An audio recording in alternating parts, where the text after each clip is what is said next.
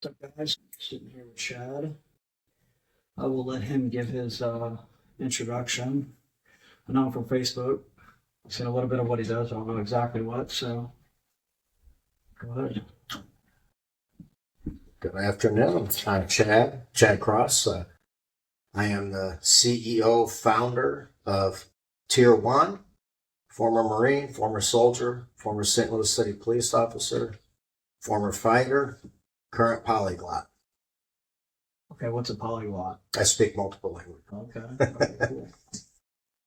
Okay, so the first thing I think I wanted to ask, because I do want to get into like the nutrition stuff. I seen that you did start your clothing company. How long you been doing that for?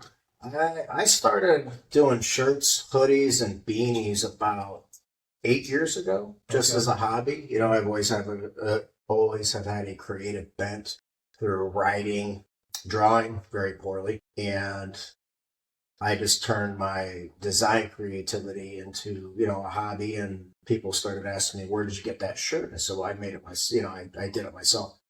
Uh, I basically just made the shirts with the designs and slogans that I've always wanted to wear, and nobody was making them, and they caught on very well. And then I parlayed that into a nonprofit with a fellow Marine war veteran friend of mine, and we kind of went in a different direction.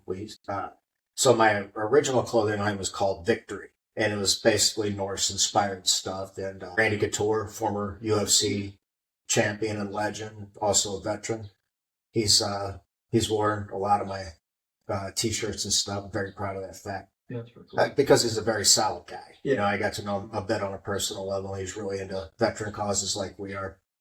And so then we went with like a Spartan theme. Our nonprofit was called Team Victory. We had a Spartan themed logo, and those did really, really well. And then when I struck out on my own with my business partner, my COO, she's a veteran as well. We kind of just went in another direction, and it's become very, very popular, and we're growing very well.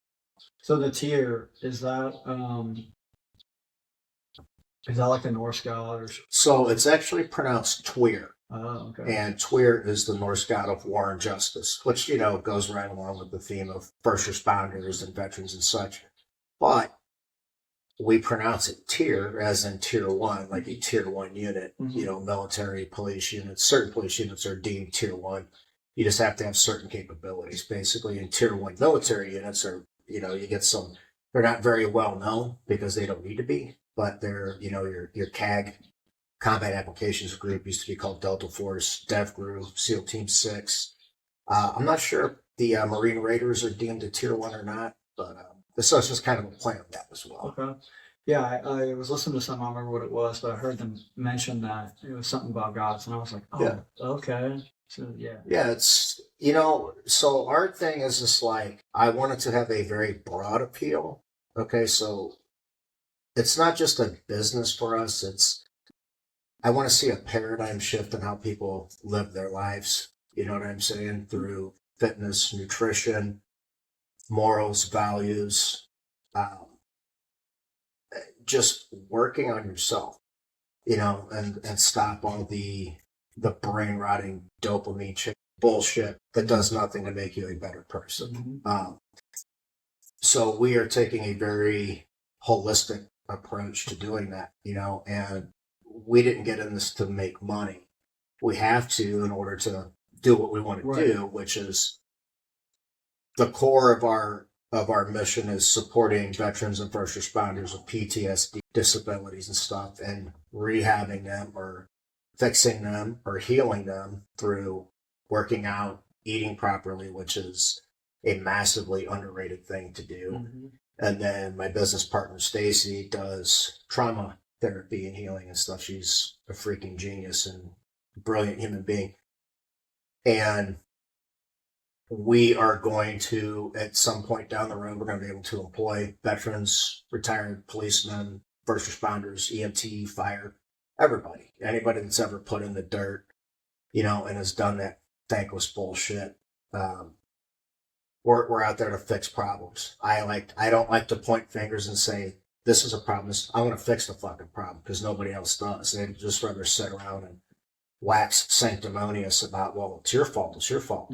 I don't give a fuck whose fault it is. Right. I'm here to fucking fix it. You know, and clean up the fucking mess and start fixing people. So that's what we're about. You guys total package, it sounds like. Man, Especially the it's, body and mind. you know, I forget which Greek philosopher it was. It might have been Socrates said, let food be thy medicine and medicine be thy food. Food is a more powerful drug than most drugs. And people really don't understand that.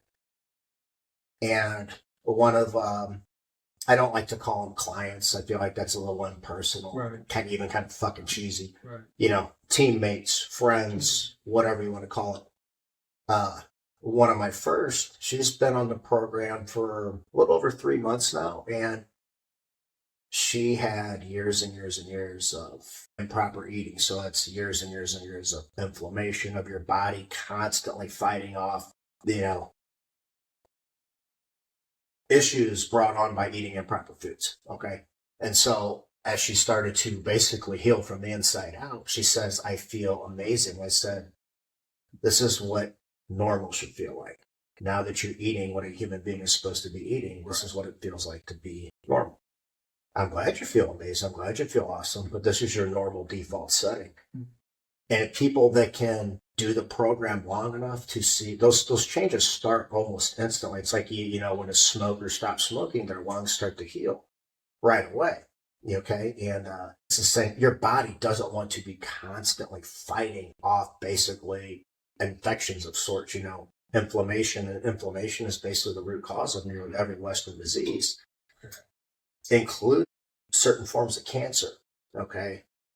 And a lot of people are, you know, I lost my mom to cancer and I lost my little brother to cancer. So it's something that's obviously very near to me, and understanding that eating improperly can actually foster the growth of that stuff and basically help it do its thing. You know, this is a very eye-opening thing. And if people can kind of take a step back and put two and two together and just look at the big picture and realize that what we've been told for basically our entire lives, eat this, eat this, eat this. The people that tell us that have a very vested interest, a monetary interest, in keeping us sick and keeping us dependent on drugs. And all, and when they, if them pushing Lucky Charms for dinner wasn't the fucking wake-up call you needed, I can't help you. You are beyond fucking help. Go eat your Lucky Charms, your Panda Puffs, whatever the fuck it is you're going to eat. And then when you're a 35-year-old pre-diabetic, I'm just going to be like, hate to say I told you so. Right. At some point, people need to just fucking take the reins back in their goddamn lives, man.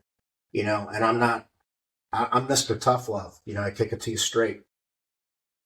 You're weak. You're softer than baby shit. All your problems are from your own fucking decisions. You know how I figured that out? Self-reflection. Right. Almost all my fucking problems were because of decisions I made. And I don't sit there and go, gee, what, you know, what's everybody else doing? And it's like, no, man, your attitude, your outlook, you know, the level of effort you're putting into things is a direct reflection of the outcome, you know.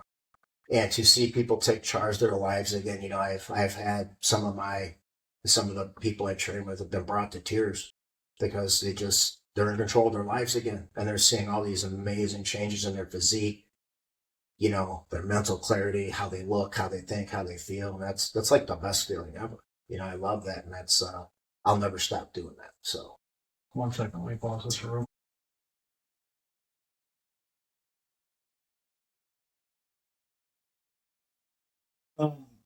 So like you were saying, I noticed too, even the last podcast I did, it was called Rock Bottom, and it was basically just explaining like how I got to where I'm at. And like even outside influences, like ultimately if you self-reflect on them, you can go, I mean, depending on how smart you are, I guess, you can say, well, that was still, even if someone did something, it was kind of my fault. Like I had a business partner and there were signs in the beginning that I should have seen and known, but against my better judgment, I ignored them and it turned around and bite me. So like, yeah, the guy wasn't that great, but ultimately, if I was done what I should have done, I could have prevented it from ever even happening. right.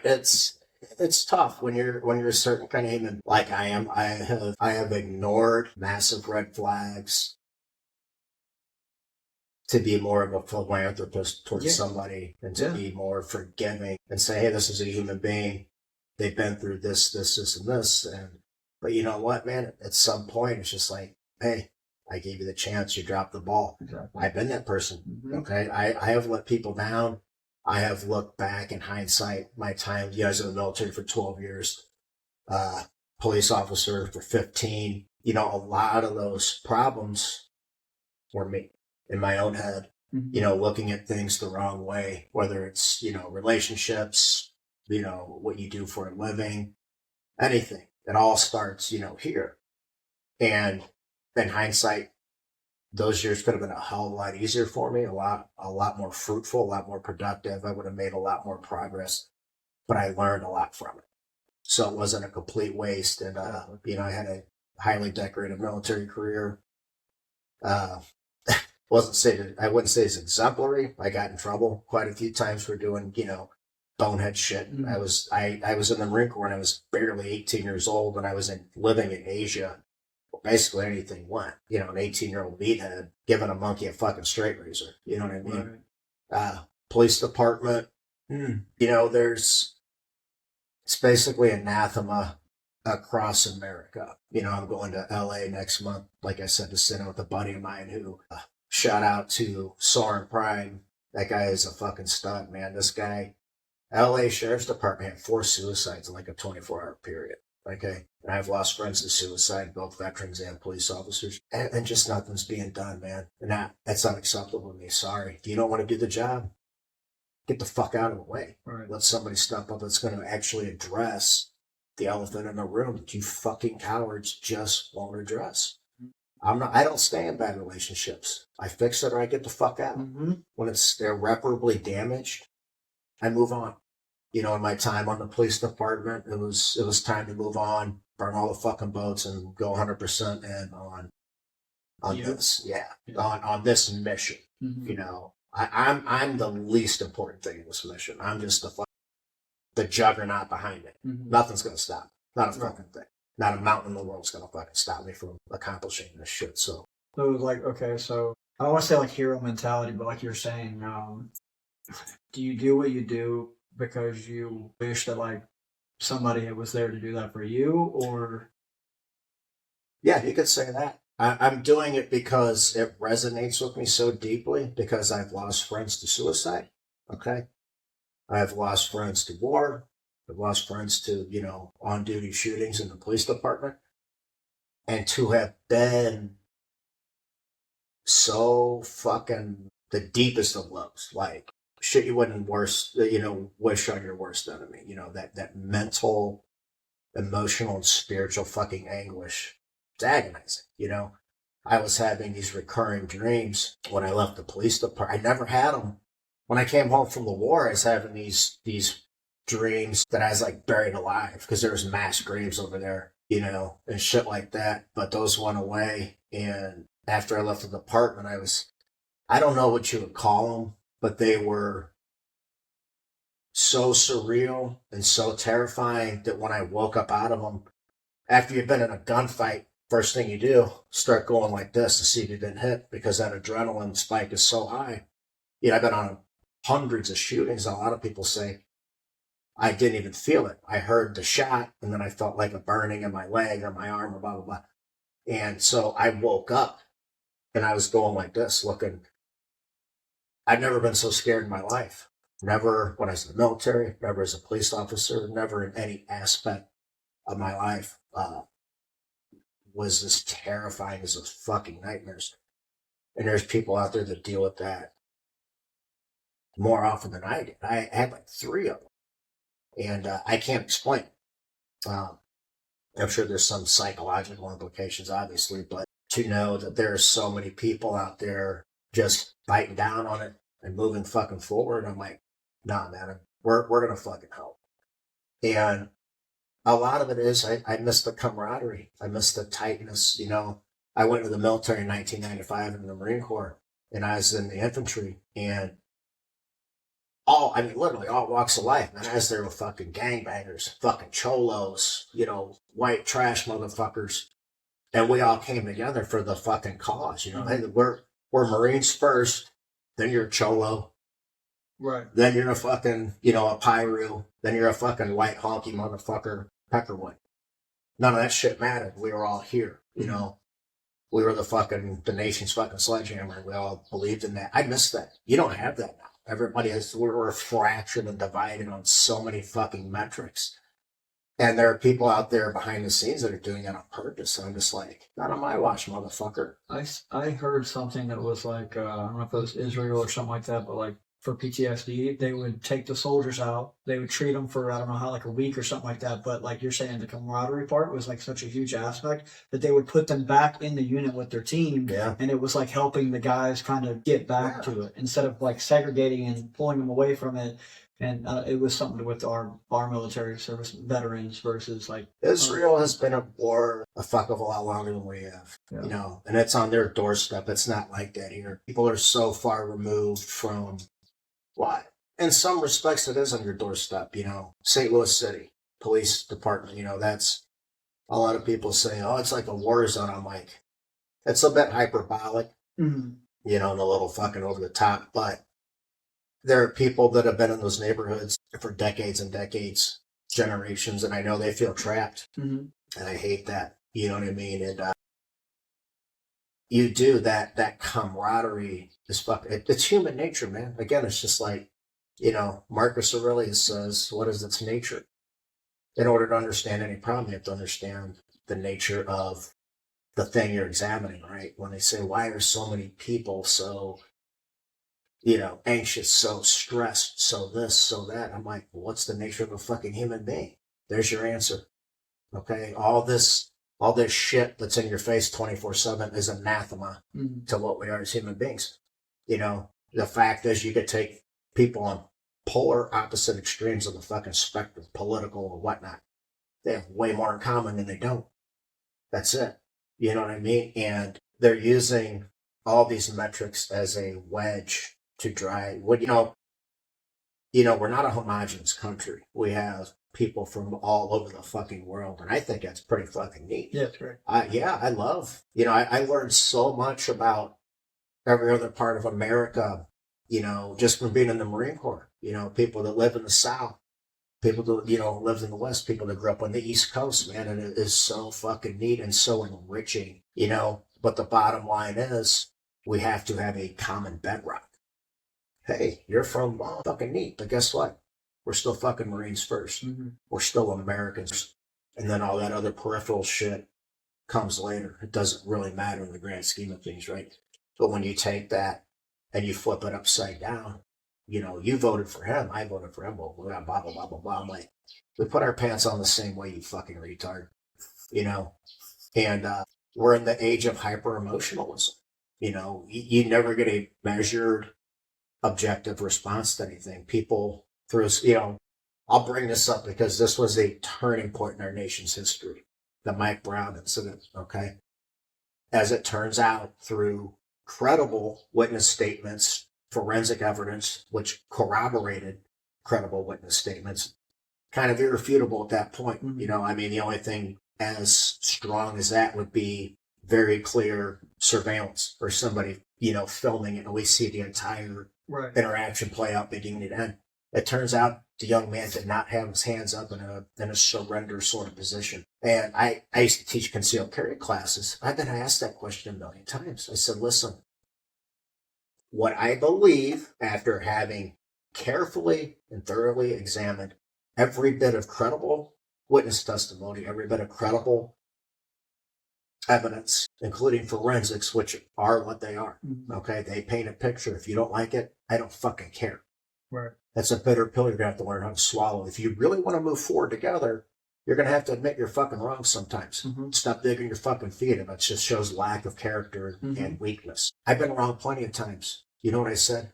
Hey, you proved me wrong. I appreciate it. Now, let's move forward together. It's that fucking simple. Mm-hmm. And I said, I think it was a young man that probably didn't have, you know, the kind of guidance that he needed.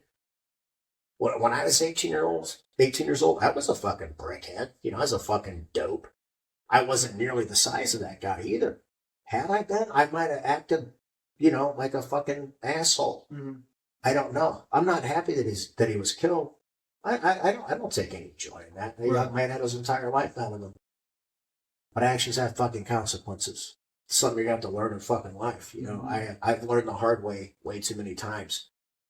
Certain things I do have certain outcomes and it might not be that pleasant. Thank God I never did anything that cost me my life. You know what I mean? But we're in an age of unreason. It's how do I feel in the moment?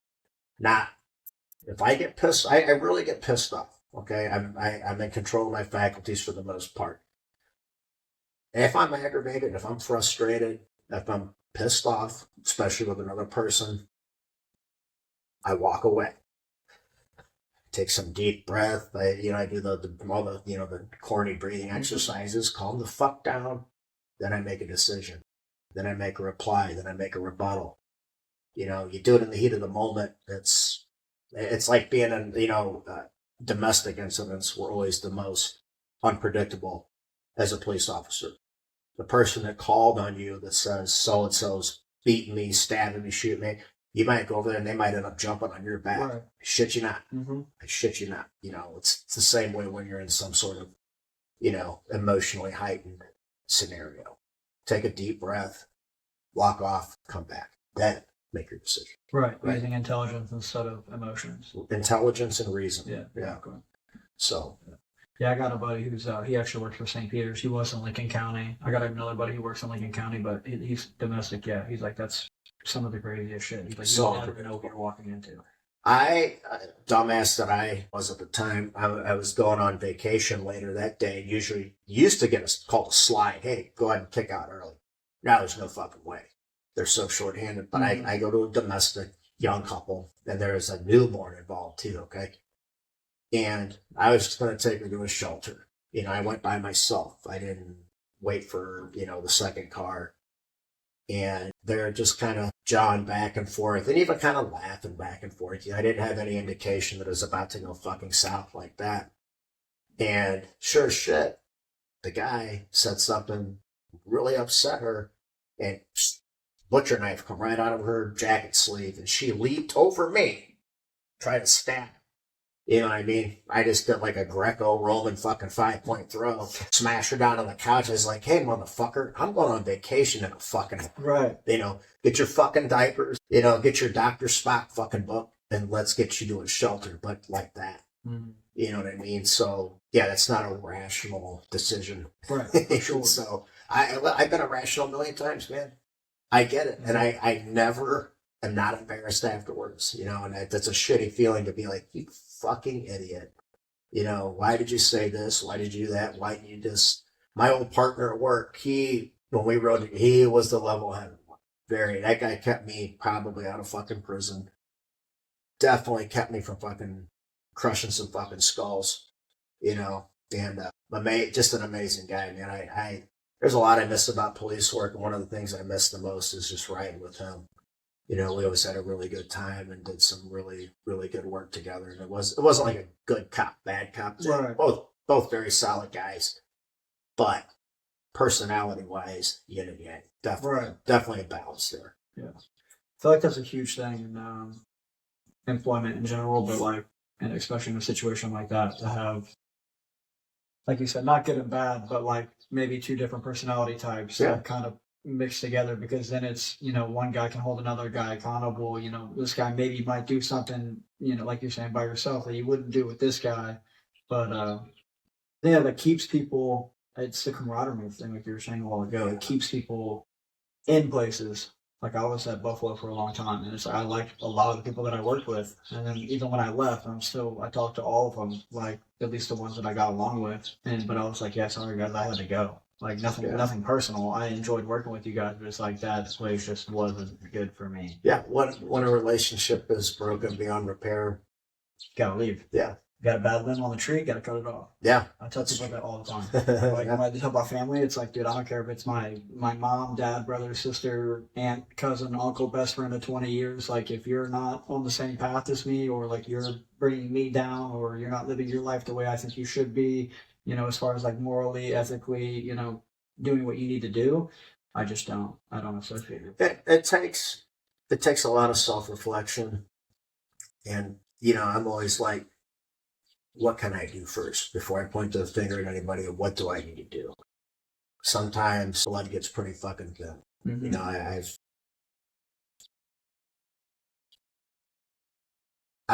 I held my tongue for a long, long, long time. But when I was deployed for Operation Iraqi Freedom, I never got letters from any of my brothers. My mom, yeah, my grandma, one or two other people, but I didn't hear from people It's kind I of grew up crazy. with. Yeah, Yeah, it's I used to share a bed with my brother when we were kids because we didn't have much money, and that cut pretty fucking deep. And then when I came home, nobody came to see me and shit. And I just kind of crawled inside myself for a long fucking time. I mean, close to 20 years. And the isolation, the desensitization to all these things. Like, it's difficult being around people that haven't been through these types of experiences, and what it does to a person. Like when my mom died, she was in hospice at home. Okay. And so she's in a bed in the living room. And I was over there. One of my closest friends, Tiffany, childhood friend, was there. My dad, my grandma, my sister-in-law, my niece, and my brother. And my uncle, my mom's brother, was there. And we didn't know it was coming. I mean, you can't predict that stuff.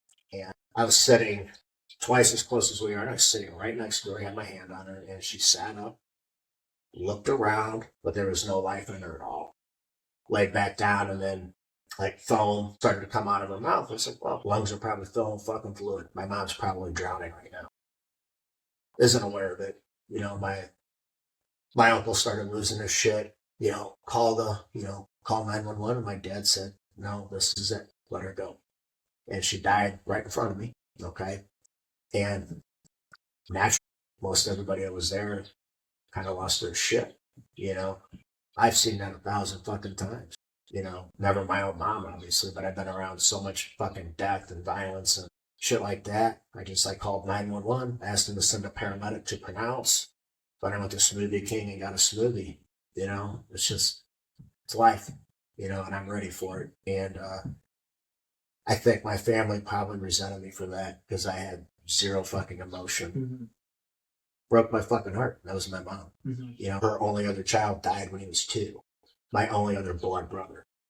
And, I'll never forget how much it hurt me, to watch your mom fucking die.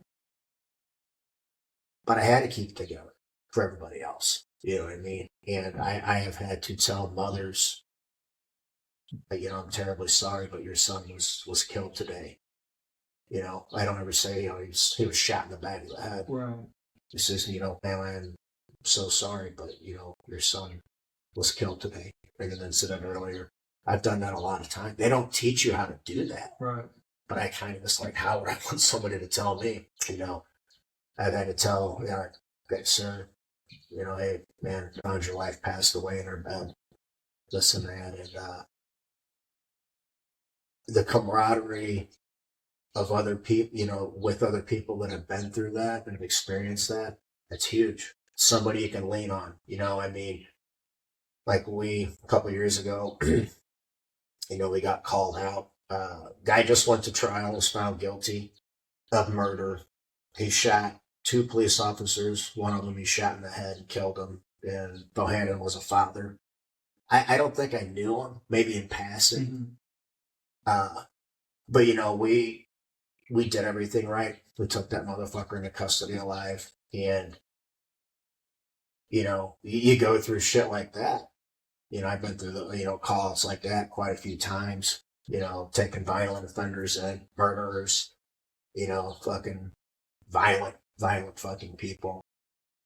And it's like any relationship. When you experience very moving, traumatic, violent, touching, any kind of emotionally stirring experience, makes you closer with somebody. That's how you build any kind of relationship.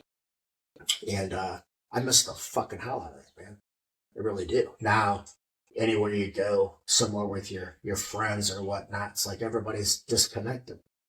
You know, this guy's, you know, liking thirst traps on Instagram. This guy's watching dogs ride surfboards. This girl's, you know, doing duck lips and filters, and I don't want to fucking be there. Right. I want to be around people. I crave that because I'm a fucking human being. But I don't want to be around a bunch of people that aren't really fucking there. Yeah, not there. You know, the gym is like my sanctuary, you know, whether I'm lifting weights or fighting or whatever, you know, that's as intimate as it gets. When I go to lift weights, it's the same thing. You know, it's people aren't training hard. They're not doing shit. Very uninspiring. When I'm in there fighting, that's as intimate as it gets. You know, we go out there and we go hard for about a fucking hour, and that's a really neat community too. You know, when you suffer with people, you know, it's a good way to bond as well. Whether it's physical suffering, mental, you know, boot camp, mental, physical, you know, every kind of suffering you can think of.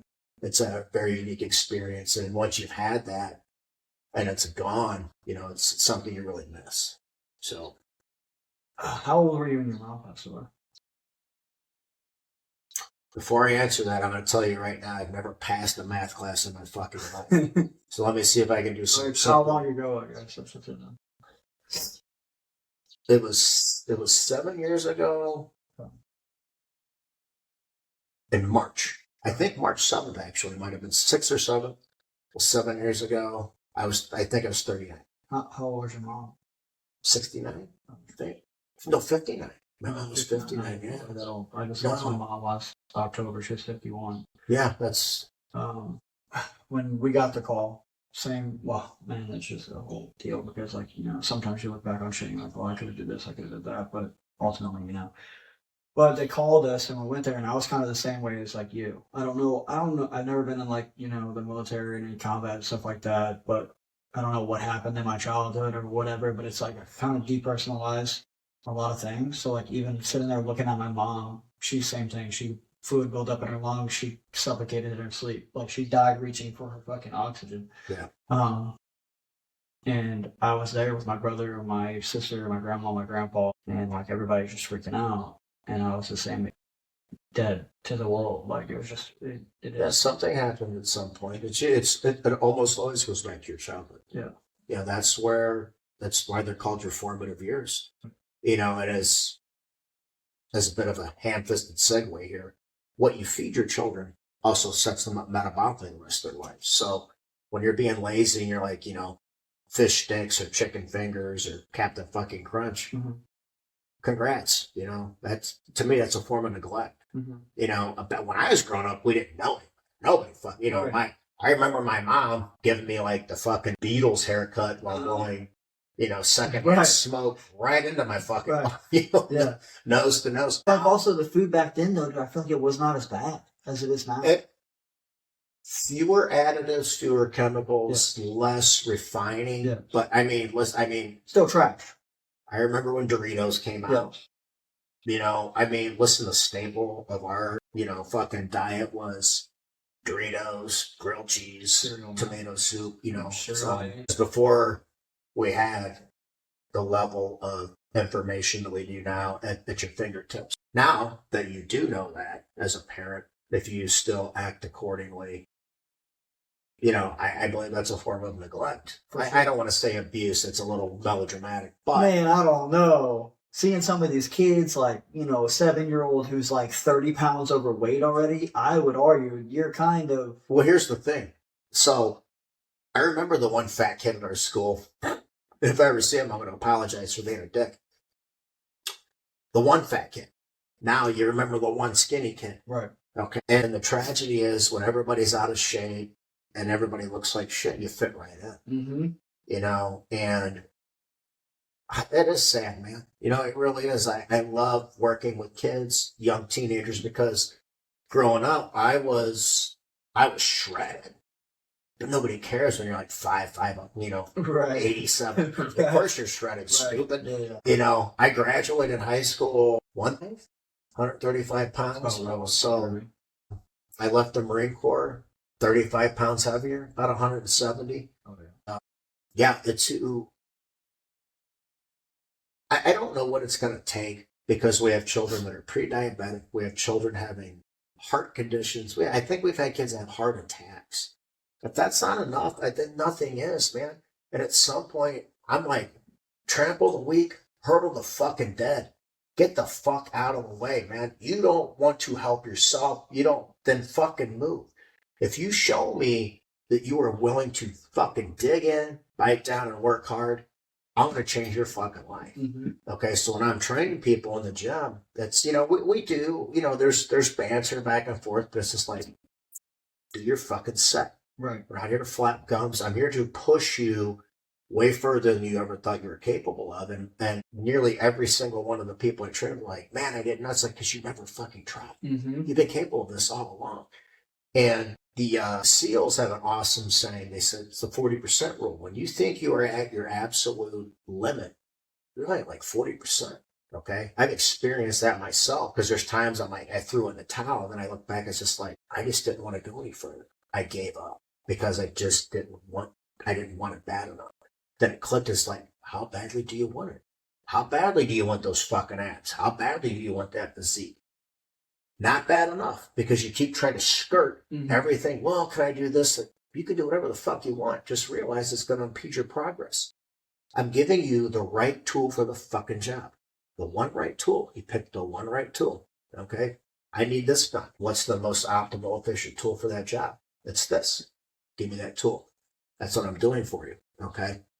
Well, can I do this? Can I do that? I'm like, sure. You do what you want, but realize that it's going to impede your fucking progress. It's 2 steps forward, 1 step back. Actions have consequences, what you said a while ago. You can do whatever you want. Everything I do is going to have some sort of result. Equal and opposite. Right? For everything you do, there's an equal opposite reaction. And so, and it's a cliche, but it's so fucking true. The harder you work, the more disciplined and strict you are. Guess what? The better the outcomes. It just, when it comes to health and physique, people just don't want to do it. Yeah, they just don't want to do it. The most important thing in your life is your fucking health.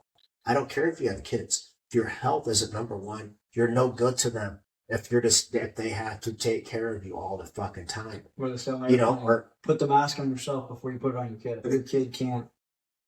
It's, I've had a good friend of mine who statistically is probably way overdue for a fucking heart attack or stroke. Mm-hmm. Like Yellowstone Park is a super massive volcano. A lot of people don't know that. It's a massive caldera. Yeah. It's way overdue. And I'm like, fuck it. I would love to see an extinction level event firsthand that will bury the entire United States in 20 feet of fucking ash. That's how big it is, okay? Mm-hmm. I mean, think about that for a second. The entire continental United States under 20 feet of ash. How cool would it be to see that? I didn't think. Right? Okay. Or if we're dead anyway. Yeah. He came to me, and this is exactly what I'm talking about. If your health isn't on point, he's got a son, and he said, I want to be able to play. I want to be able to do this. It's like, all I need you to do is show the fuck up. Everything else is free. And then I consider him a bit of a mentor. Very solid guy, and I've learned a lot from him. Shout out to Jamie Spicer. We were sitting down having a discussion one time. I said, Jamie, I offer all this stuff for free, and it's like invaluable. He's like, and nobody shows up to do it. He's like, because free things have no value. And I was just like, ding, ding, ding. It's like, fucking dummy, and there has to be some sort of like tangible investment on their end. You're going to see the results if you put in the work. It's as simple as fucking that. And I put it to him very plainly. And I know it's sobering for a lot of people. I said, listen, progress is not linear and it's not fast. If you're not willing to be in this for the long haul, make a lifestyle change, I don't want your money. I don't want to work with you. You ready to make that commitment? Oh, yeah. Okay, we'll see. Be here tomorrow. Well, it's just like, fuck out of my way. Mm-hmm. I am very, very passionate about this. It's a dream come true for me. You know what I mean? Like being able to train with people, put them on the right path to changing their lives. It's like, it's such a rewarding thing. I freaking love it. And we're just going to get bigger and bigger and bigger. And I will have my own gym someday. And it's going to be like nothing you can imagine. Complete paradigm shift from what, I was lucky enough to have started working out before technology basically ruined human interaction as we know it, as it should be. And man, it was just so much more fun, so much more rewarding. There'd be a group of us. We'd all, hey, fuck, it's squat day. There's 6 of us, and we're all squatting fucking 445s aside to the basement, cheering each other on, really pushing each other, really driving each other. Now, I go to the gym, there's like 8 of these fucking broccoli head kids hogging a fucking bench, uploading 115-pound bench presses to Snapchat. Yeah. And I'm like, hey, dude, wipe your fucking cunt juice off the bench and get the fuck out of the way, man. You don't belong here. Yeah. If you're going to be here, I might have been a dick move, but I held the door for a guy at the gym. He's a younger guy. And he's one of these, he spends 90% of his gym time on his phone. I just like, it fucks with the atmosphere, man. It's not my gym. You know what I mean? But I feel like you're shooting yourself in the foot too. Like, going to concerts, a lot of like bands now are like, they have like a no phone policy. I don't fucking love it. Everybody's just got Are you even watching the fucking concert? It's like zero self-awareness. What you're doing is fucking with me. It's no different than me blowing smoke in your fucking face. So I watched this kid, and I finally went over and said, hey, I didn't hold the door for you to come in here and play on your fucking phone the whole time. Do some work, man. If you want to work in with me, jump on in, but do something. Okay, man, all right. I think it clicked because the rest of the time he's in there working out. But, that's another dream of mine that's going to fucking come true because I'm not going to stop. But listen, it's not just because I'm a fucking cunt. Yeah. Okay? Every little nuance I do has a very specific application and purpose. I learned this in the Marine Corps. We are beyond anal about the minutia of everything. Guess what? That's why I was fucking immaculate in uniform to the fucking millimeter. Immaculate. Okay? That's why my fucking machine gun was so fucking clean. You could have finger fucked that thing and not got a fucking speck of carbon on your finger. Okay? That's why it never fucking went down. All these things have a purpose. Okay? And now, especially in contemporary times, where everything is so easy. Everything's so easy. Why do you think you're anxious all the time? Because you don't have to work for a fucking thing. You're softer than fucking baby shit, my guy. Having tattoos and a beard and some biceps doesn't mean fucking shit. Okay? I've done the fucking dirt. I've put in the fucking work. I've earned my fucking stripes. Okay? That's why I have that mentality, because I want you to know what it feels like too. Mm-hmm. I don't want you to buy into a lifestyle. You're not a fucking operator, asshole. You got a subscription to Recoil magazine. You got your Molon leg tattoo, and you run a fucking C-clamp on your fucking rig. Can you do a 5-paragraph order? You ever been on a patrol in fucking Fallujah or Ramadi? Huh? Could you fucking field strip a fucking 240 golf machine gun and put together blindfold? I sure as fuck can. Huh? You ever kicked in a fucking door? You ever been a point man through a fucking door? You haven't. Earn your fucking shit. Don't go through fucking life buying your way into shit. Earn it. Go to the gym. Unplug, bro. You don't have to take pictures of your fucking self. Well, I record, so I'm like, man, the gym's only had fucking mirrors to watch your form and technique. Stop making excuses, man. I don't like to rant or rave about this stuff, but I do it because I feel like there's a very, very clear purpose for it. And it's a purpose that will enrich your fucking life and make you a better human being. Okay, so my gym is going to have, it's going to have every fucking kind of song and band you can think of called Slayer and Van Halen. You don't like it? I don't fucking care. Got it? Hey, you want to play on your phone? There's a fucking playpen over there for you, crybaby. You can play on your fucking phone while everybody else is in here working.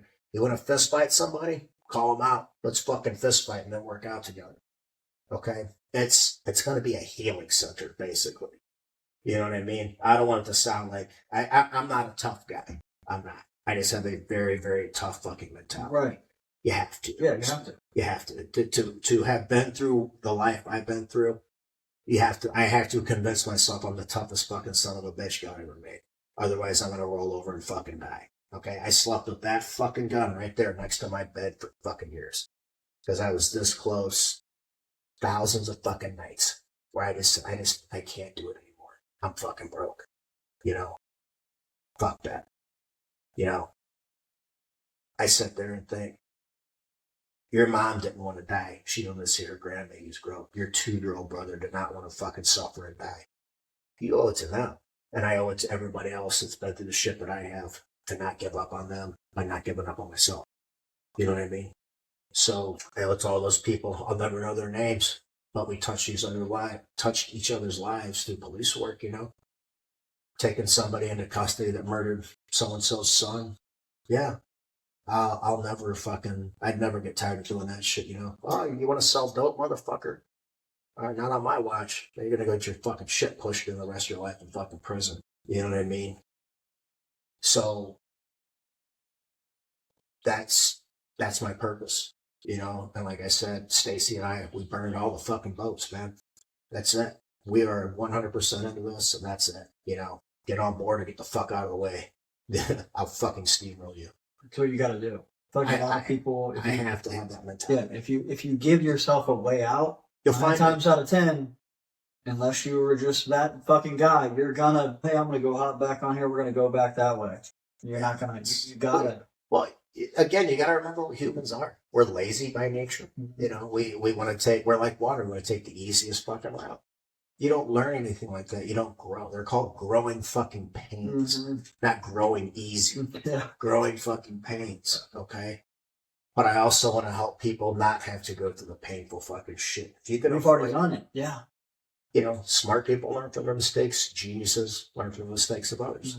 You know, I've made enough mistakes in every aspect of my fuck. I'm good. I don't need to learn any more hard fucking lessons. I'm good. So, but yeah, I mean, we're going to fucking kill it, man. The tier represents a fucking paradigm shift in a lot of things, not just one specific thing. You know, it's not about making the money. Money is just a tool. Exactly. It's the right tool for the job, for what we're going to do. But I don't give a fuck if I never fly on a private jet, if I never taste $200 bourbon. Right. I don't give a fuck. I'd rather just as soon smoke a Swisher Sweet as a fucking $500. I don't fucking care, man. It's not my thing. Money, materialism, I don't fucking care. I have about 300 shirts. I wear like 3 of them. Okay, people probably think I'm a fucking hobo. Probably think I'm destined. I don't care. I really don't fucking. This shit I don't care about. I don't, man. I don't care. Yeah. I care about helping people. Yeah. Bottom line. I mean, oh man, this is like, it's what I don't understand about people is like, you have a finite time on this planet and you're caring about the dumbest shit that doesn't matter. Like clothes and cars and status or clout. Yeah. Like you're saying, I feel like we really are here to help each other, no matter, I don't know if it, you know, mentally, physically, whatever, but I feel like people are here to help other people grow as a civilization to grow. Some people are. For sure. Yeah, well, I mean, listen, I don't begrudge people for choosing the life they choose. Yeah. You have to have the drones. Like, they have to exist. Unfortunately, they do. It's true.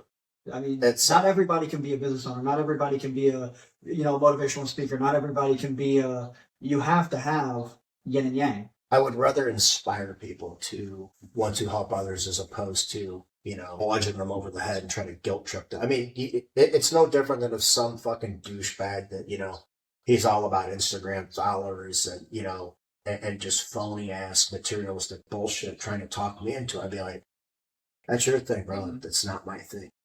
And hey, it's your life. Live it how you choose. You know what I mean? I have found happiness and meaning and purpose in helping others. I have a very, very kind heart for animals. I have 3 rescue cats running around here somewhere. One of them I found at a murder scene, believe it or not. The number of people who I'll never see again, having, met them in my capacity as a police officer. We had a call for a suicide, and me and the guy get over there, and this guy's friends are all standing outside. I said, has anybody been inside to see him? And the guy says, no, I kept everybody out here because I didn't want them to see us. So we go in there. Okay, this was a pretty gruesome fucking scene. This guy had slit his wrist and had written in the shower stall in his own blood, written a bunch of stuff, and he wanted to go. He was done. This was not a call for a plea for help. This was Right. a fucking attempt at fucking end his life. And all the lights were off, and he was lying on his back. When I shined my flashlight on his eyes, and it was imperceptible, but his eyelashes fluttered. I was like, "Fuck, Greg, he's alive." Okay, so massive fucking gashes in his wrist. Had basically stopped bleeding. Had lost enough blood that the blood was pretty much fucking almost gone. Got him rushed up to SLU. Got on the air. Hey, expedite, notify thoracic, blah blah blah blah, and they saved his life. And and I sat there with his dad and sister, and they were just very very grateful. He wrote really long, I still have that letter.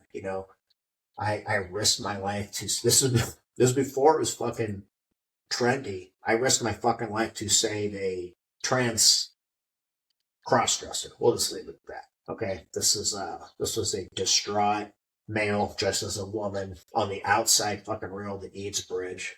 Okay, long story short, I went and bear hugged him and fucking pulled him back over, while everybody else just standing around watching the shit show. So things like that. I don't need awards. Right? I gave up on that. Me and one of my closest friends on the SWAT team. We saved a guy's life that had been shot. He had a sucking chest when he had been shot through the fucking lungs. We did some high-speed battlefield fucking medicine on this guy. I had this guy's blood all over me. I got a knife over there. Still has blood all over it because I cut his fucking shirt away. Okay? Barely got recognized for it. But I hope that fucking young guy is like, man, a young black fucking male was saved by two fucking white policemen. I hope he remembers that. I'll never forget that. Shit like that. I can't replace those memories. I don't want fucking money. I don't want fucking cars. Stupid shit like that. Shit you can't take with you when you die. You know what I mean? I'd be lying there on my deathbed and be like, I changed lives for the better. Not, man, remember that fucking car, right? Man, remember that fucking, Hugo Boss suit? No. Who gives a fuck? You know what I mean? So it's more valuable because you got to think about the cascading effect. Every person that you help, like the guy you're talking about a while ago with the, he's overweight or whatever, he's got the son. Yeah. Maybe you saved that guy's life. Now you're affecting everyone in his family. The guy you saved on the bridge, now you're affecting everyone in his family. I'm glad you mentioned that because it's just like, the people used to get the show and talking about locking up drug addicts. I'm like, I can't lock him up for being an addict. I can lock him up for having fucking dope on him. Well, locking him up isn't the answer. I'm like, yeah, motherfucker, it is. Because when he's not out in the hood buying his fucking dope, he's not driving the fucking violent crime up there in Walnut Park or Wells Goodfellow. They're not coming to St. Peter's where you live to buy their dope, you fucking cocksucker. So shut the fuck up, okay? He's not stealing. Listen, it's in my immediate fucking family. I know how this shit works, okay? My dad used to be, not even used to, he's still a crackhead. Well, stealing from his grandma, his mom, it don't matter. They don't care. It has a wide-reaching effect. They do not care. No. It's like, I wrote him off, man. It's my own fucking brother. I want nothing to do with you, man. You didn't show up to our grandma's funeral. You lied. You steal. And you've been doing it for years. You're a fucking father of 3 now. And that's not enough to get your head out of your ass. Nothing. I ain't the one, dude. Yeah. I'm not the one. I don't get it. Yeah, it's but they don't see it like that, Listen, it's tough love, dude. And every time I've locked up a dope addict, I'm like, here are some fucking resources. If you want to get clean, I can only do so much for you. Here's this, here's that.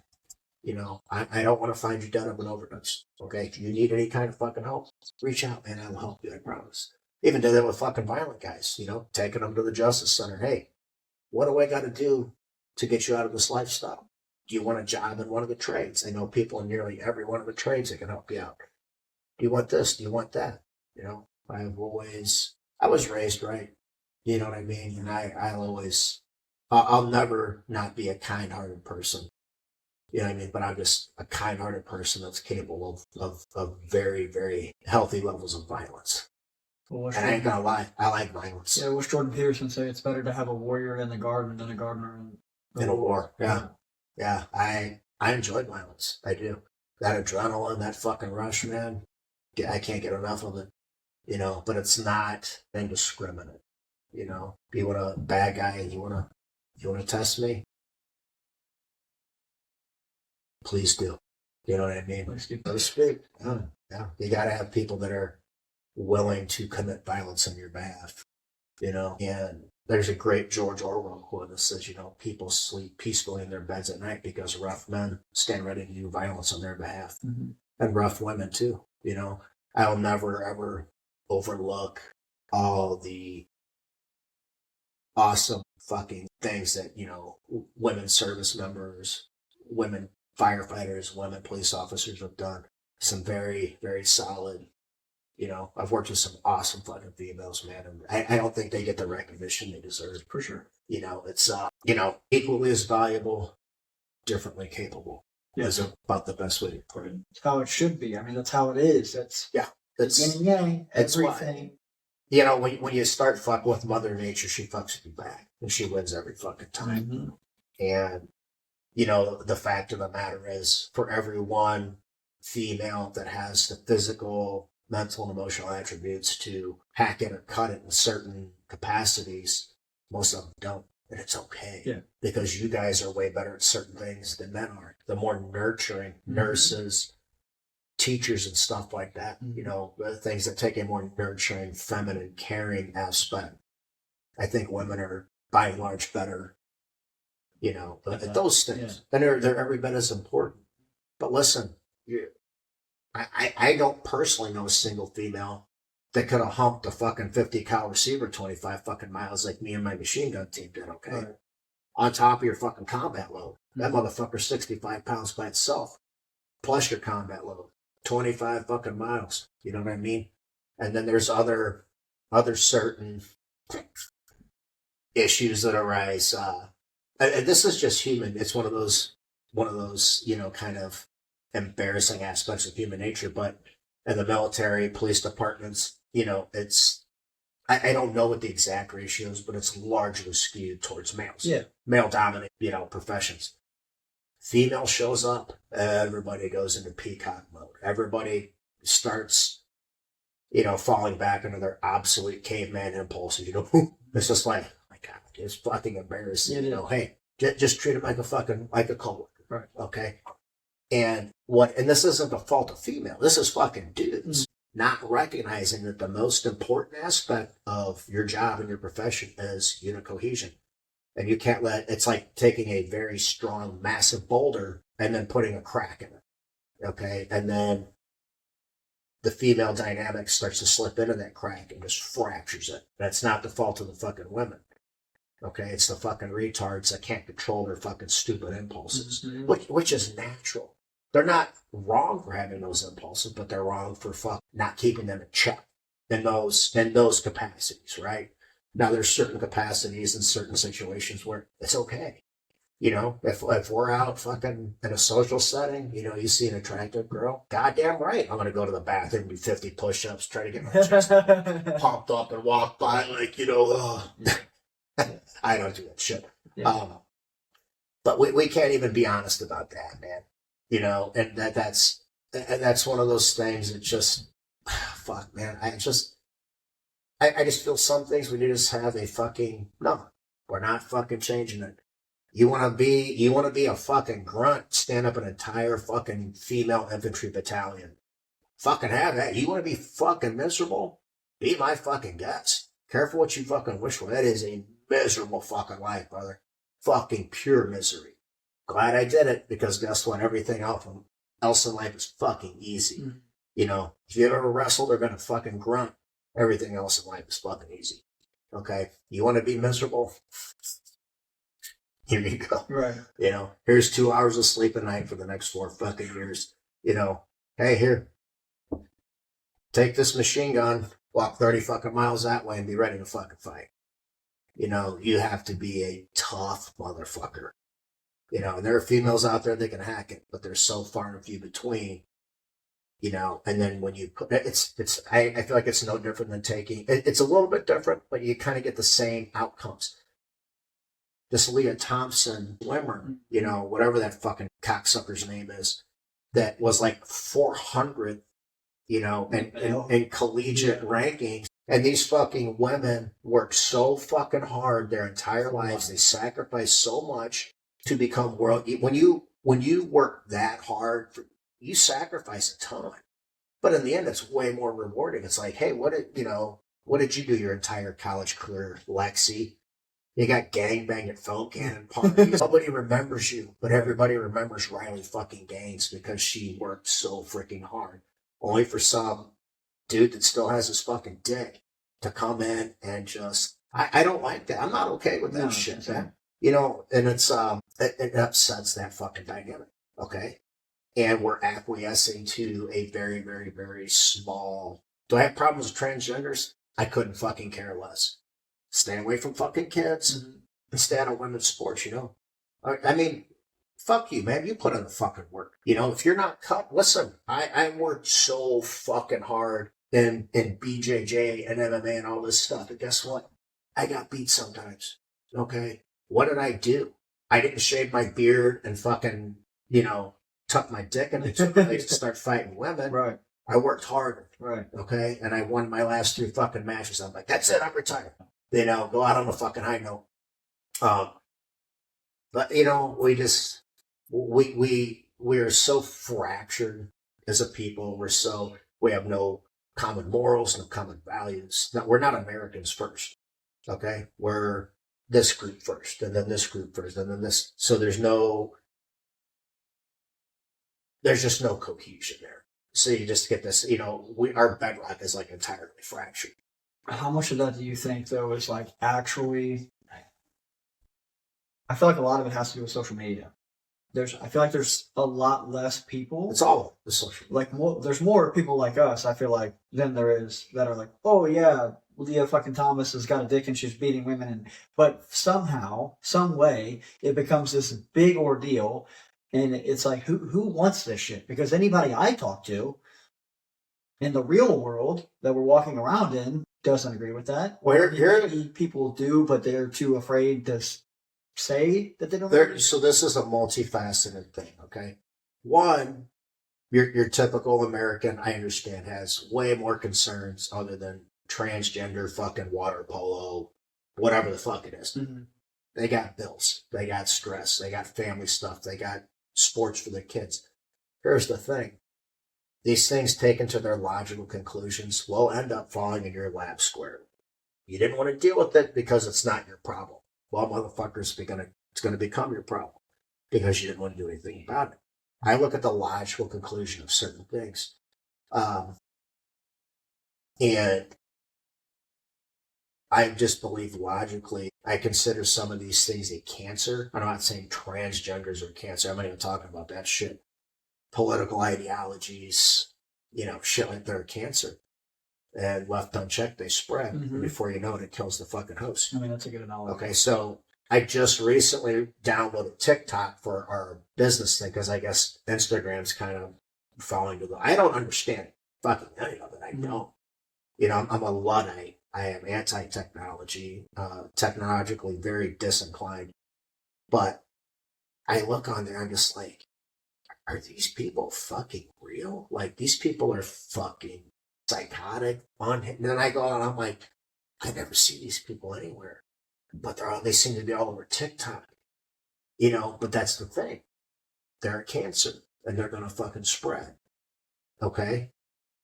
What do I recommend? I always try to reason in good faith first. Okay? Let's sit down. I actually responded to a guy on Facebook today. A good friend of mine is running for the sheriff of Jefferson County. And a guy asked him, what do you think about no-knock warrants and qualified immunity? Now, this guy, I think anybody, if you run enough of this shit, can objectively say, this guy's got a little bit of an anti-police bent. Good for you, buddy. That's like the safest fucking attitude to have nowadays, you know. This isn't 1992 where fuck the police was still edgy. Right. You know, every fucking gutless cunt motherfucker in the world has said fuck the police. It's just like...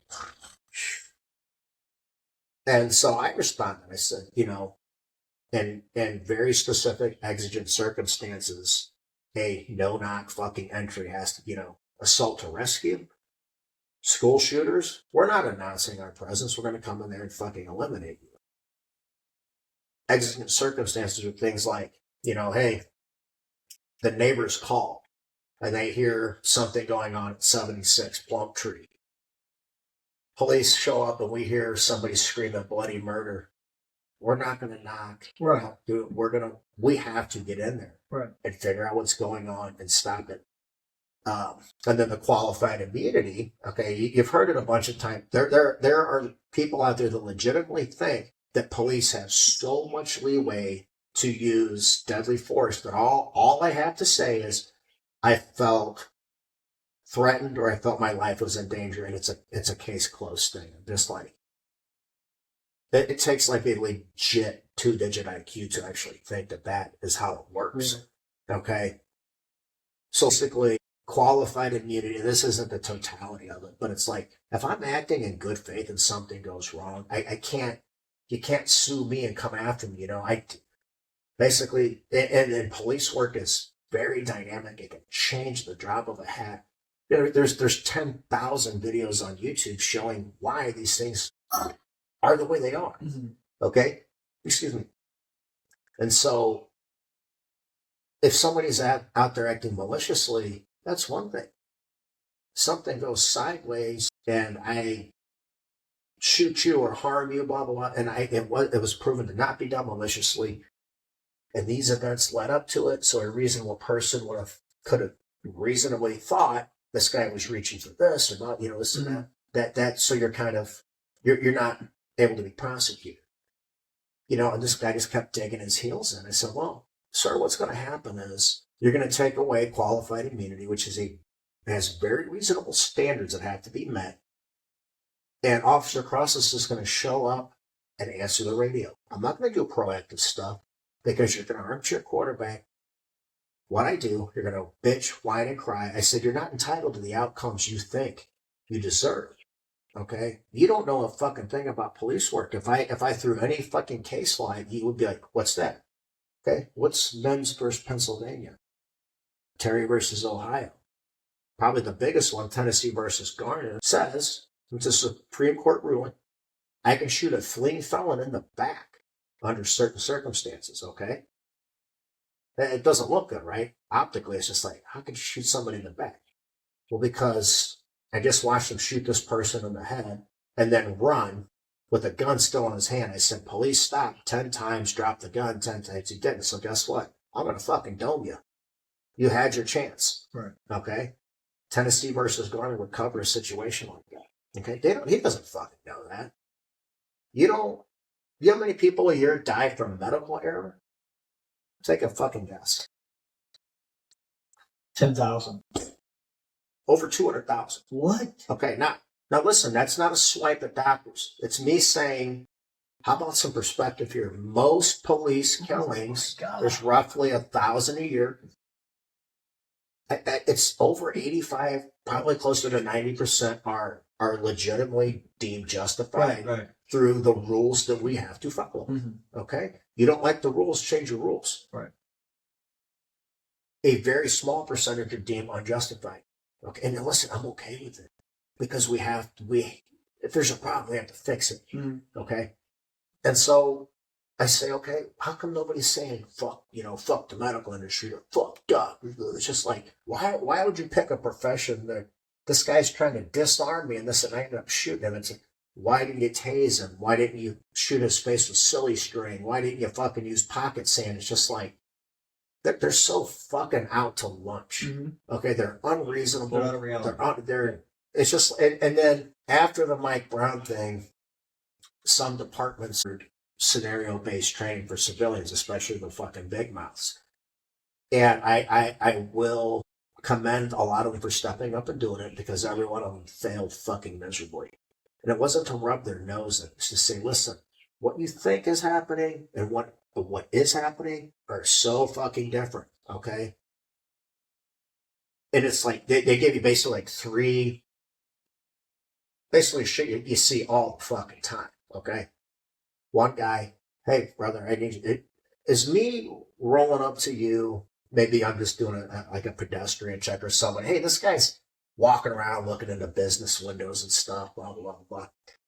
And I pull up, hey, brother, what's going on, man? Hey, can you do me a favor? Can you get your hands on your pockets for me? Why? I didn't do anything. Is me asking you to remove your hands from your pockets just an unreasonable request? It's fucking not. I wouldn't think. Let's not be fucking cunts. Right. Anybody that argues against it is arguing for the sake of argument, okay?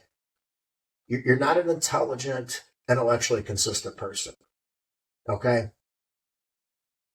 Bro, hey, brother, please. I don't want to get I would always say, walking up to a car, if I saw a gun visible, you can tell by their body movement, you know, their body language. You know, it's an innate thing in human beings, and reading body language is police work 101.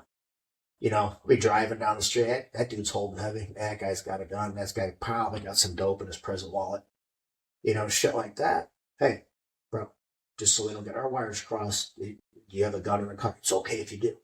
Just so we don't get our wires, because I don't want anybody. They were always fucking cool with it. Okay, 15 fucking years, thousands and thousands and thousands of encounters, zero fucking problems. Okay, so asking somebody to remove their hands from their pockets is as reasonable a request as it gets.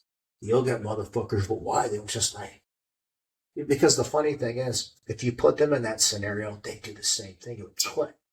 Hey, I don't know if, you know, this guy's, is it against the law to look in the windows? No. Is it suspicious? Fucking right it is. Because if we were to just drive by, this guy's in their case and joints and shit, Right. we just drive, oh, the police are so fucking dumb. Right. We drive by, hey, bro, you got some business in there? The police are out there fucking with people. You can't win. You can't win, Yeah, you can't, man. Yeah. So maybe police work needs to be completely reimagined. I don't know. I think there's a lot of things that can be fixed on I the think police side of the society house. needs to be re-fucking imagined, dude. Bingo.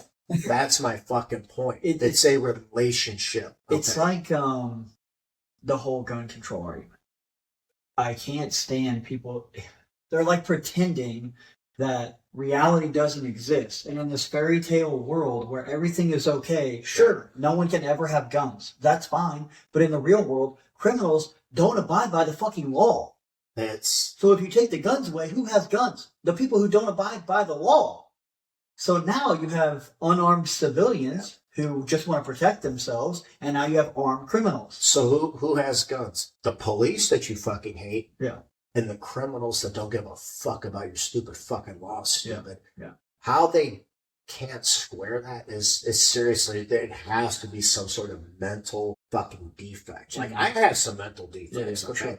Like, I look at certain shit and I'm like, what the fuck am I looking at? People are like, what are you talking about? It's this, and this. So there are certain cognitive fucking things. But something like that, especially from people who always claim, you know, the intellectual high ground, and that they always think they're way more intelligent than you are. You're just a fucking rude. Mm-hmm. I'm like, dude, you probably couldn't change a tire up fucking 10 speed. Yeah. But you can recite something out of a Exactly. fucking textbook. Yes. It doesn't make you smart Yes. and intelligent. Yeah, we could definitely segue into the gun stuff, but my point is just a very reasonable request. Yeah. And so that was one of the scenarios, was somebody that didn't want to take their hands out of their pockets. Okay.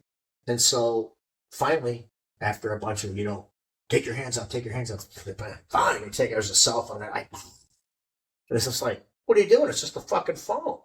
Well, I'm just like, ding, ding, ding. Do you fucking see now that this is more along the reality of how these things unfold than what you think? You know what I mean? It's more that they want to believe that we're all just these horrible, you know, meat-headed fucking bullies that just like, maybe you're projecting a lot of what you would do if you have The power. the power of the law like I did for so many years.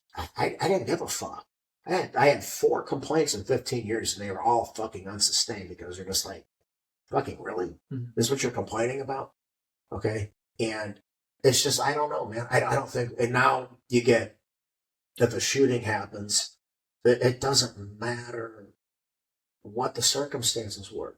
The police were wrong. They're out there, you know, this kid was on his way to teach blind kids how to swim at the YMCA, and the police shot him in the back and then, you know, threw a throw down on him, blah, blah, blah. It's just like, I don't know how you fix it. You know, the only way people ever seem to change anything is through some sort of accountability or some sort of negative reinforcement. You know, and I don't want to criminalize people being fucking morons and assholes. You know, you can't make that a criminal offense. I mean, I'm a fucking moron and an asshole too. You know, you got to be careful because that pendulum will swing back the other way sometime. And but there's got to be something. It's just going to get worse and worse and worse. You know, the good actors, they be like, hey, dude, shut the fuck up. If you really want to change things, let's sit down at the table and fucking, hey, these are the things I'm concerned about. Hey, this has been my experience with this. And I'd be like, this is, you know, responding kind. And be like, okay, we're trying to come out of this, you know, for the better for both of us, you know, for your perspective and mine. How do we get there? We find common ground. You know, when you want to accomplish any goal, what do? You lay out the steps to get there and you start to execute the steps, right? We don't do that. Police departments are fucking terrible about educating the public on anything. You always you look like mealy mouth fucking nerds. You know, you can be tough and kind and fair. Okay. But they're all such fucking chicken shits. They just tuck their tail between their legs and get up there, read the fucking script, you know, do the Shirley Temple tap dance. And, you know, but here's the thing about the American public. Give it a day or two. They'll be mad about something else. Right. You know what I mean? So not only that, but like even if you do have, the sheriff, the deputy, whatever it is, up there giving that little fucking speech, how many people are already checked out because it's a cop? Yeah. I don't give a shit what that guy's got to say. And like you said, fuck the police. They don't care. They just don't care. So I feel like the whole thing was like defund the police or whatever. Police need retraining. They need all this stuff. It's like the public, honestly, we need to retrain the public on how to not be fucking degenerates. It's an unwritten social contract, right? I've been to countries where there is no rule of law. It's not fun. It's fucking terrifying. Okay, that is basically law of the fucking jungle. The strongest motherfucker wins. Okay? You don't want that. Believe me, you don't. You know, all you fucking geeks pushing for anarchy. It's just like, because they don't fucking live there. They don't know about it. I have a very strong set of philosophical handcuffs on myself right now. If I take those off, it's going to be a bad fucking day. Right. Believe me, I have zero fucking conscience. Okay? Yeah. When it comes to that shit. And you'd think it's just an unwritten, you know, for if you had an enlightened populace, it would go without saying, but we're not a very enlightened populace. No, honestly, we're constant brain rot. You know, nothing 1% of what you see on TikTok or Instagram or basically any social media platform is actually enlightening or educational. It's all reality. It's really shit that just appeals to base defilers, low IQ fucking cretins. Eat that shit. Surfing on the fucking. It's funny. Yeah. But, you know, monkeys riding dogs around like fucking cowboys and shit. Yeah. And I like watching, you know, certain, you know, fucking lowbrow shit, but it has its place. It's, you know, it's just, it's sad to see what we've become. And that's why I'm not part of the program. I'm not part of it. You know, I'm not off the grid, but I am completely anathema to typical American life. Yeah. Okay. I feel like you can't be off the grid, especially with what you're trying to do. It's like as fucked up as it is. No, yeah. You have to be, if I really said fuck it, I could easily live off the fucking grid. I could live off the fucking land. But what you're trying to do, it's like you have to have, same thing with me, like I have to have Facebook, I have to have necessary evil. Yes, exactly. It's a necessary How do you utilize the tool though? It's a great tool. Do you want to take it and, you know, treat it like a hammer and just smash everything? Or, you know, yeah, do you want to use it? But I've been able to connect with people all over the world. I met you on Facebook. Yeah. Yeah. So exactly. It has its applications. I forgot what we were talking about, but society. Yeah. I to share my experiences, my philosophies, and my outlooks, and hope they will resonate with other people. Listen, I lost everything. Okay. I lived in my mom and dad's basement for a while when I was in my 30s because my You know, some shit happened between my uncle and I. He was on a lot of painkillers, you know, because he had some really painful back injuries and stuff. And, you know, I basically got kicked out of my house at the time. And so I can't, it's cliche as fuck, man. A lot of people have the same story, you know, and I'm nothing special, you know, but I've lost everything and I'm still fucking standing here, man. And I'm still moving fucking forward. I refuse to fucking quit. I fucking refuse to give up. Okay. I left a police department under some pretty hurtful fucking circumstances, you know, and, you know, that still stings, you know, but I have no choice but to move forward. And if my story, my experiences resonate with people, good. You know, I'm here to help you, to pull you fucking back up too. That's what people get mad at me, man. Like the comments from people who I guess don't want to do anything in life. You know, they're just like, you know, you're an asshole, you're this, that, and the other thing. But it's like, I'm not talking to you. Like you're not the person that Right. I'm talking to. Yeah, not the What I'm saying is, like you said, I'm putting something out there, hoping that somebody that wants to, you know, do better sees this and thinks, okay, well, if this guy can fucking do it, I can do it too. Yeah. So it's like that's my target audience. inspiring people. If you want to do, like you said, it's your life. You can do whatever you want to do with your life. I'm just trying to let you know that there's another way. Like you don't have to follow everybody else. When you're encouraged to be not masculine, when you're encouraged to eat junk food, when you're encouraged to do everything to damage who you are mentally, physically, emotionally, and spiritually, you know, hedonism, degeneracy, you know, OnlyFans, porn, all brain rotting, destructive shit. And it's encouraged.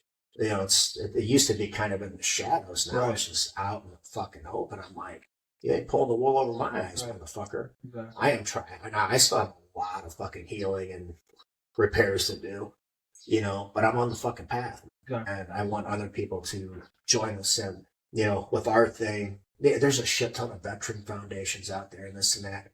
I'm trying to find that niche that hasn't been filled yet, you know. The profound positive effects that eating properly has on you. Excuse me. With that, I want to say, like you're saying, because you're talking about eating right and how important it is for the body. So, can you talk about the importance of your gut microbiome and what eating right does for people? Because I don't think they understand exactly what the hell is going on in here and how much it affects what goes on in here. Okay, I'm going to teach everybody a very valuable lesson right now. The microbiome is not necessarily my wheelhouse, so I can offer you a marginally informed opinion on it. The microbiome is still largely unknown, one. If we were to take what you have in your stomach right now, extract it and set it outside you, guess what? That's going to be different than what's still inside your stomach, okay? It is called your second brain, okay? Physicians, doctors, people going back thousands of years have known that what you put in your body has a very profound effect on you mentally as much physically.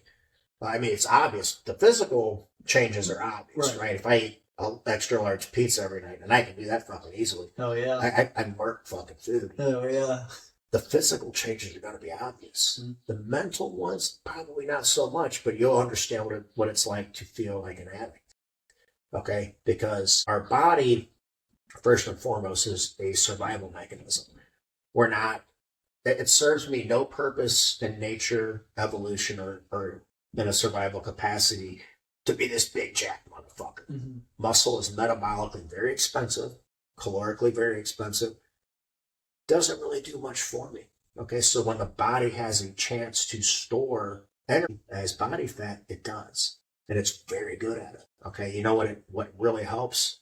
Developing all these disgusting foods that are highly sweet, salty, low satiety, so you can eat a fucking ton of it, right? Empty calories. Your body just stores it. Okay, so what I tell people at the very beginning of the training when they sign up, I'm like, look, your body doesn't want to change. Okay, it wants to maintain basically homeostasis and equilibrium. Growing pains. I'm going to get you out of your fucking comfort zone. I'm going to teach you a lot about yourself that you never knew. I'm going to push you. Okay. If you're not 110% on board, come back when you are. Okay.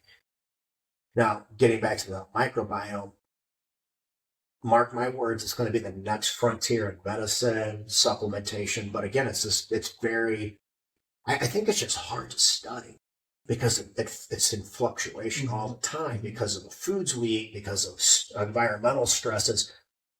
But the bottom line is it was never meant to have all this degenerate processed shit in it. So who fucking knows what the outcomes are going to be? But I can tell you what some of the outcomes are going to be. 70% obesity, 70-something% metabolic syndrome, insulin resistance. That's some of the fucking after effects, right? You know, and it all starts right there in your stomach. It's considered a second brain, okay? When we eat carbs, man, we feel fucking good, don't we? Because that's your body going, feed me more so I can get fucking fatter.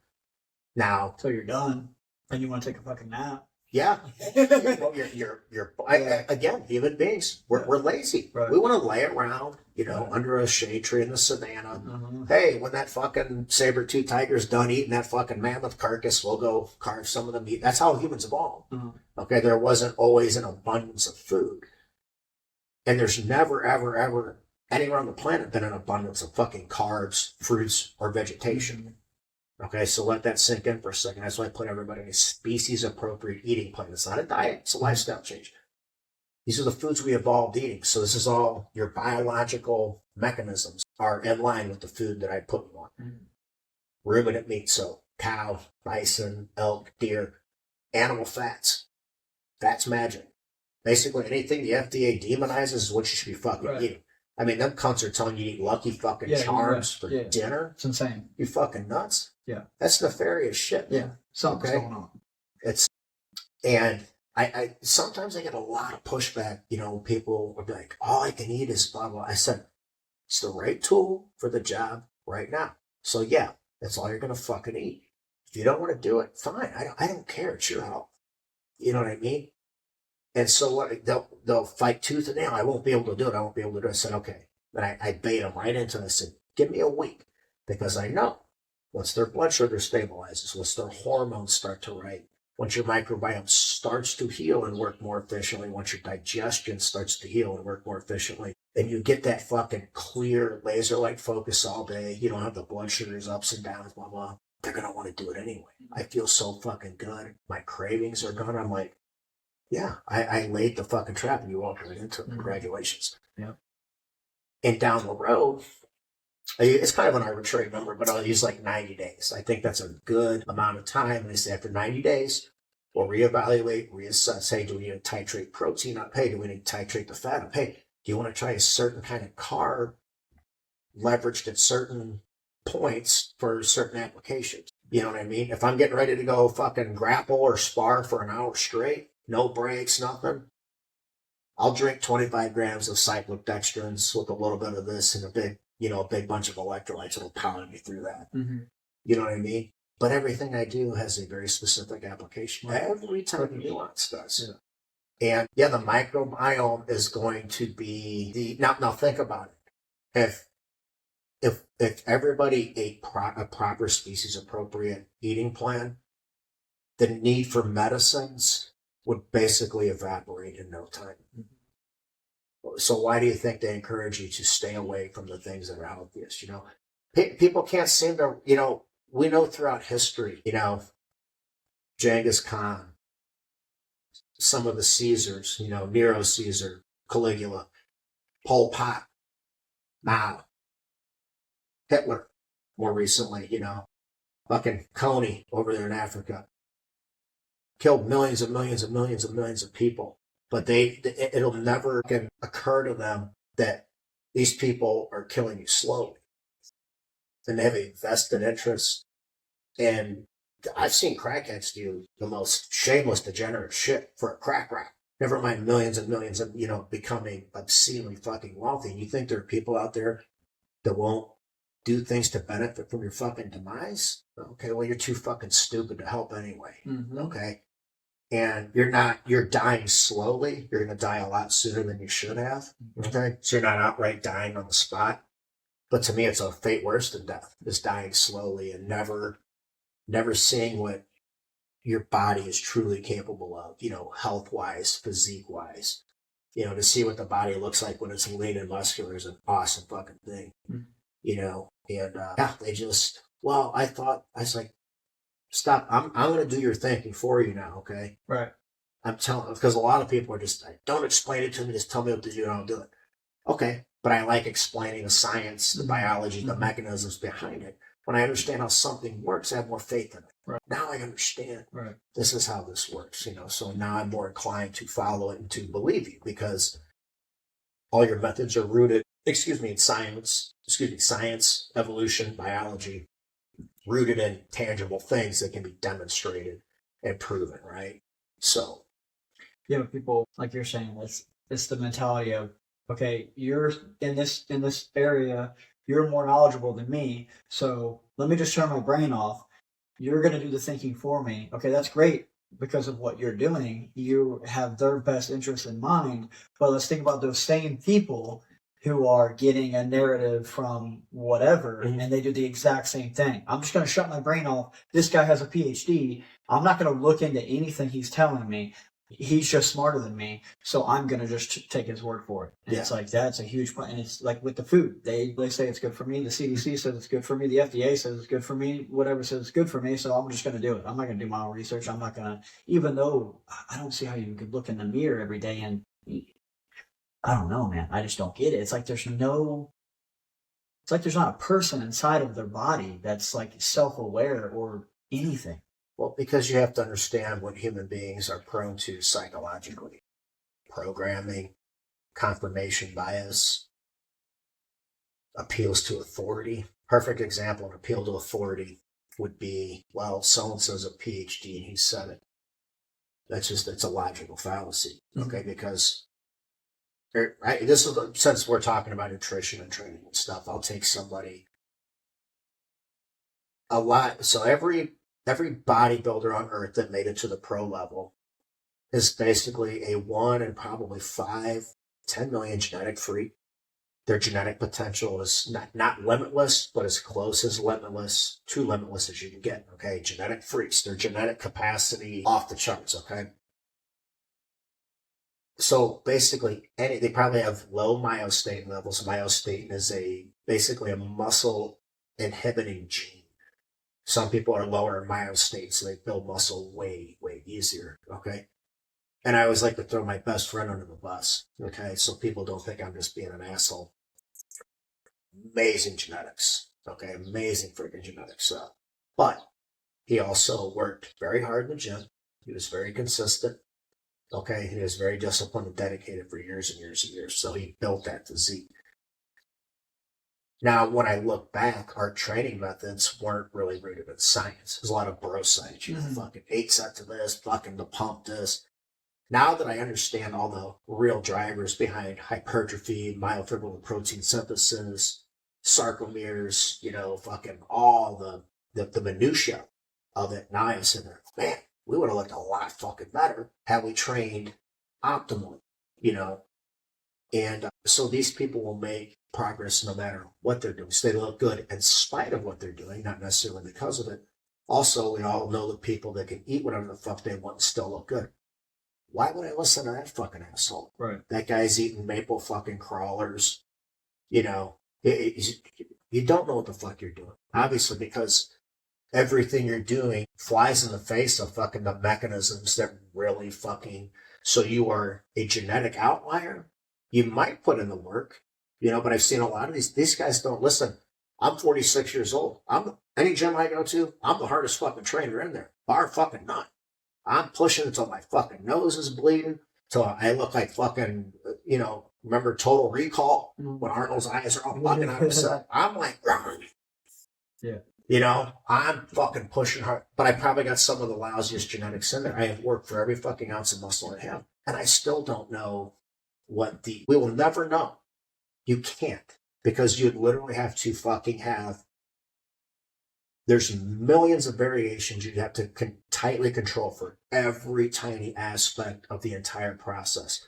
Recovery, everything. It would take 1,000 fucking lifetimes to even get close, okay? recovery, fatigue management, nervous system, and all these things. So what I do is I said, okay, since we will never know what the best thing to do is, we have to go with the demonstrable science. So everything I do starts with demonstrable science, okay? And then I go forward from there. I don't go here and work backwards looking for things to bolster my assertions or theories or hypotheses, right? I go with the science and move forward. And this is what I believe to be as optimal a program as I can really kind of fathom. You know what I mean? Right. I try to optimize every, and am I right about all of it?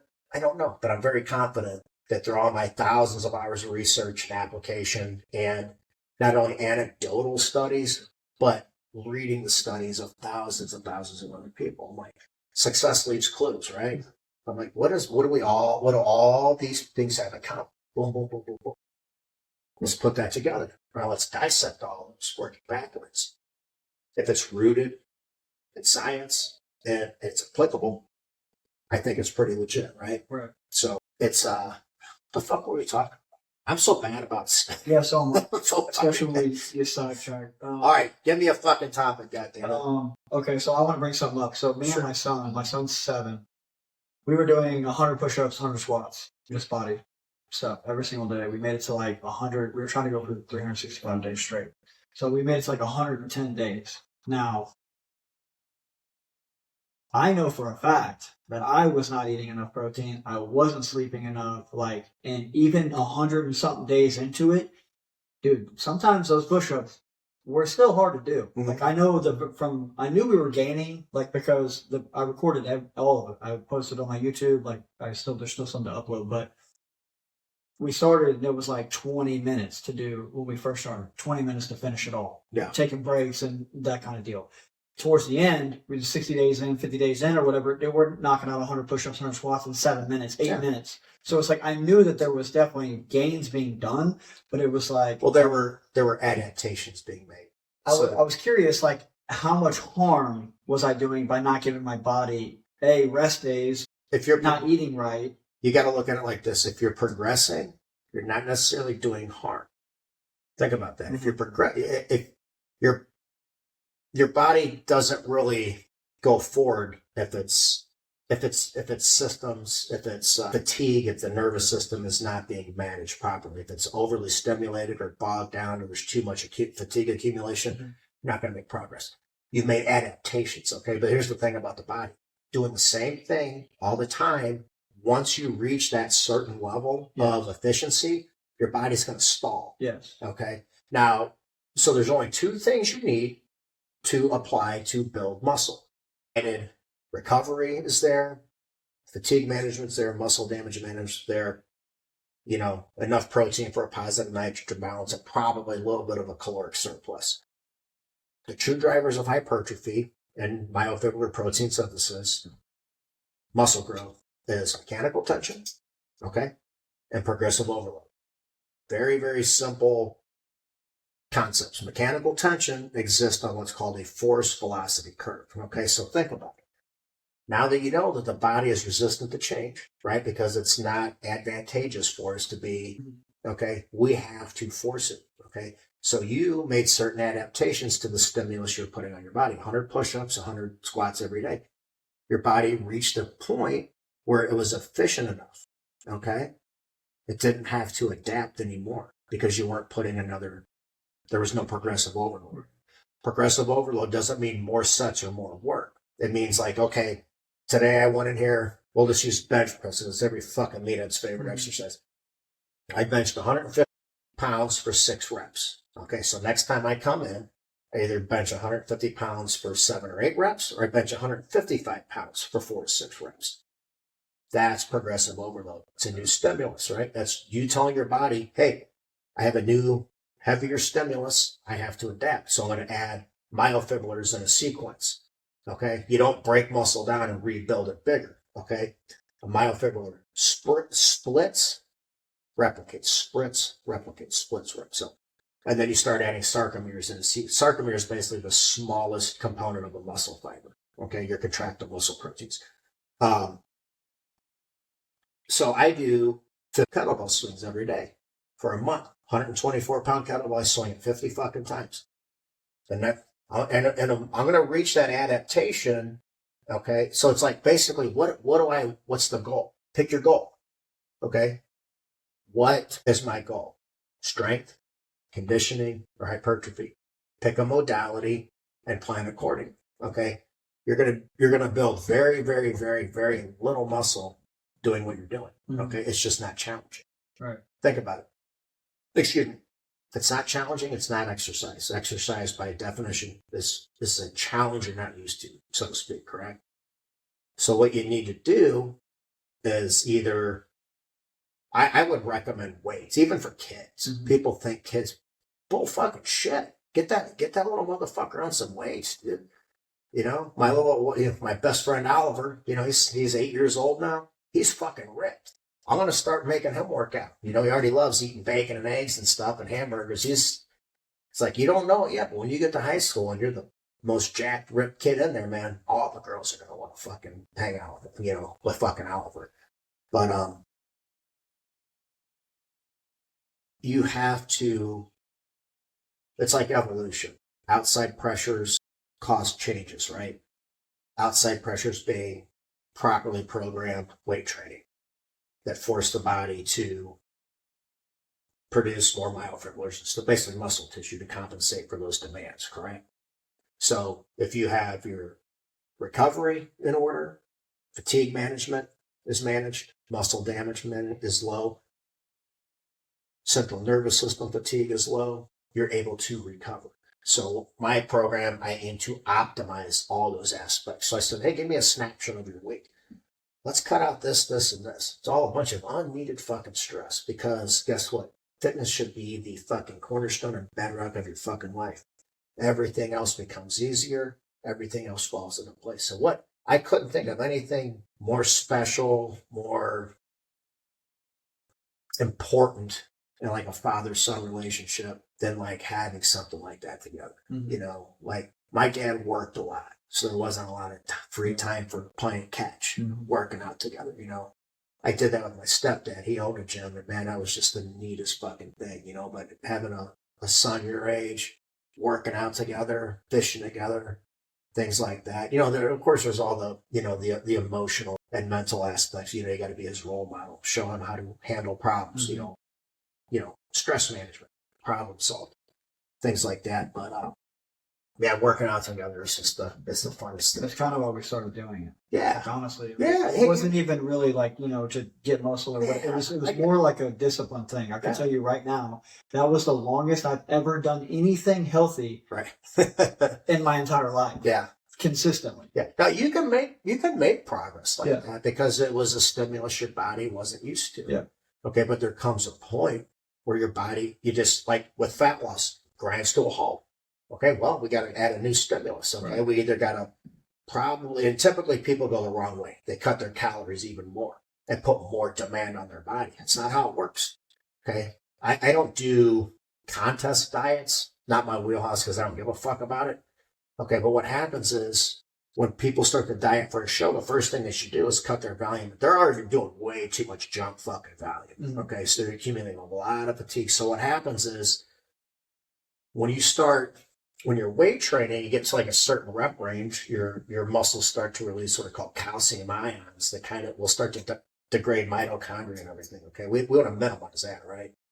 So you want to slash your volume. It's like quality over quantity. Mhm. You know, it's just like, hey, I give myself 2 working sets, sometimes just 1. Because guess what? That's what the science demonstrates. Okay. You know, I've dug real deep and, you know, bodybuilding's always been a fascination of mine. What do you mean by working sets? So a working set, so you have, you know, you got a couple, you got the Henneman size principle and called an effective reps model. Basically, you want to target the high threshold motor units, which are most prone to growth. Okay. You target those through force production. So basically lifting heavier. Now you can get mechanical tension from any rep range. I could curl a fucking pencil 100 times. And remember I told you about the force velocity curve? Once that starts to involuntarily slow, Okay, because I'm starting to fatigue, that's where I'm getting the mechanical tension. So think about it. Let's say curling or benching 135 pounds, you got a 10 rep max. The first 3 reps aren't going to be very difficult, are they? Right. So think about it. It's just kind of instinctual that those reps really don't mean a fucking thing. Right. Now, getting close to 5, 6, 7, getting slower, that's mechanical tension. Okay. We want to keep it in the lower rep range to manage fatigue and muscle damage and nervous system fatigue. Does that make sense?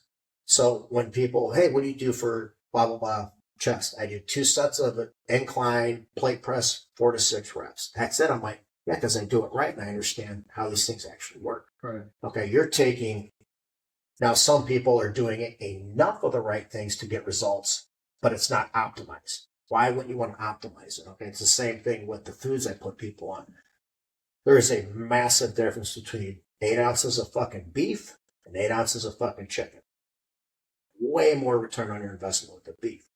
Okay. An 8 ounce piece of fucking boneless, skinless chicken, amino acid profile is not optimal. You know, it's raised on soy pellets and God knows what else. Pure protein. Okay. Very, very, very few places in nature we find pure protein sources. It's almost always connected to a fat source. And that's how our bodies evolved and adapted to eat proteins and fats. Okay. You run into a lot of problems when you mix carbs and fats. So if I were to say, hey, where in nature do you find carbs and fats occurring naturally together? Where would you say? I mean, I don't know of any off the top of my head.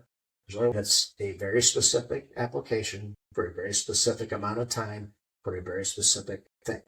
Mother's milk. Okay. So in nature, we want to fatten that baby up, right? We want to get it as fat as fucking possible because it might not have fucking food. All fat is internal energy, stored energy is all it is. So you take all the growth factors in mother's milk, lactoferrin, collagen. It's an amazing fucking thing. It's amazing shit. And that's why those things, fucking Monday, that little motherfucker's this big. Wednesday, he's like this big. It's like he's got hamstrings. It's just like, what the fuck? But that's the fucking application it's designed for, is to fatten fucking baby infants up. Okay. So when you eat carbs, we get a rise in insulin, right? Now you can get insulin when you get an insulin response from anything you eat, but carbs specifically, and protein has what are called insulinogenic amino acids. So certain amino acids also give you an insulin spike. So I'm like, okay, what do we really need carbs for? If we get an insulin response from proteins and this and that, it's just like, it's the only macronutrient that's not essential. Your body actually can synthesize it through a process called gluconeogenesis. Glucose, new, genesis, the beginning of new glucose, right? How long does that, okay, so like I know you're big on a carnivore diet, so how long does that process take? I like that eating pattern because to me, for one, people way smarter than me that understand these mechanisms far better than I do said, hey, this is a species appropriate eating pattern. This is what we evolved. And they broke it down. And I'm like, I'm convinced. Okay. And I've seen the fucking massively profound positive effects it's had on so many people, hundreds of thousands at this point, reversing type 2 diabetes, skin problems. One of my trainees, Keelan, her rheumatoid arthritis is going away. Okay. It gets rid of all that systemic inflammation, which is, again, the root of most Western diseases is inflammation. Do I think carbs are evil? And this is like, I think the context is everything. Like I will use carbs, certain like 25, 30 grams. That's it. Right. The need for carbs has been grossly overstated. Now I also look at this in a philosophical way too. Like a lot of people that say, well, I can't do, blah, blah, blah, train without carbs. I'm like, have you fucking tried? That'd be like me saying, it's different than me saying, man, I can't dunk a basketball. Well, no fucking shit. Right. There's no fuck. I can barely jump over a piece of paper. I got the worst fucking vertical of all time. But so many people are so, sure of themselves without ever having tried anything. I'm like, have you You realize a carb is just an energy substrate, right? There's zero fucking special things about it. Nothing. Fat is an energy substrate. It has way more hormonal implications than carbs. You know, carbs have hormonal implications too, you know, insulin secretion. So what happens is when you have constantly elevated insulin with elevated fatty acids in the bloodstream, okay, so a cell is kind of like a safe, right? Insulin opens that fucking safe and drives all the shit in there. So when you have elevated insulin and elevated triglycerides, when it opens that safe, it drives all those fatty acids right in your cells. That's why it's not a good idea to eat them together. You know, if I'm going to eat carbs, I just eat them by themselves. Do like one bolus a day, something on a cheat day or something. But to me, it kind of makes sense logically that because nature is a closed system, whereas every bit of part of nature is, you know, every other, you know, bit of flora and fauna. And we should eat accordingly. You know, the way our ancestors, you know, we don't have the biological mechanisms yet to digest and basically handle, you know, a lot of these fucking, especially man-made foods. You know, it's taking an improper fucking thing and putting it into a biological machine. Okay, if I went and dumped fucking Crisco into my lawnmower, it's gonna sputter and fuck. It's like, Right. It's the same thing with human beings. It's way more complicated because there's tens of thousands of fucking biological processes going on at any given time. Okay, so I like it as an elimination eating plan to kind of reset your natural human state. Then we can go from there. You know what I mean? So that's why it makes sense to me. So that's basically the bottom line of why I prescribe it to people. So I tried to do that, but I feel like, okay, and when I do it, when I was doing it, it's probably like day 60. I have a video I remember. It was like around day 60 doing my push-ups. We were probably down in the 10-minute mark, so it wasn't like super good. But I tell you, these were the hardest fucking push-ups out of the 60 days that I had done thus far. And I'm like, I had no energy. But I thought it was because I just wasn't eating enough protein. Like, I would try to do the carnivore, but I think I wasn't supplementing my body with enough. There's a couple different schools of thought. Ted Naiman, Ted's a genius. I like I like what he promotes, which is high protein, and then you just leverage your fat for energy needs. And then you get kind of the opposite school of thought, a lot of fat. And then the more fat you eat, the less protein you actually need.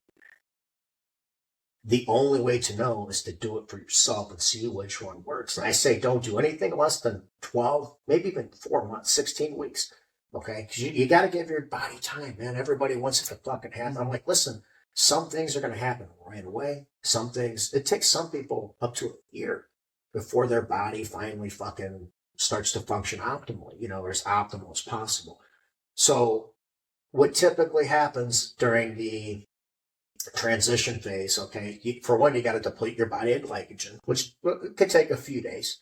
Okay, if you do some highly glycolytic exercise, you can speed the process along. But I always put people on electrolytes, okay, because for every gram of glycogen your body stores, you hold about 3 to 4 grams of water with it. So you're going to lose some intracellular hydration, okay? And when that happens, you lose electrolytes as well. Okay, well, sodium is very, very important for, guess what? Adrenal function, energy.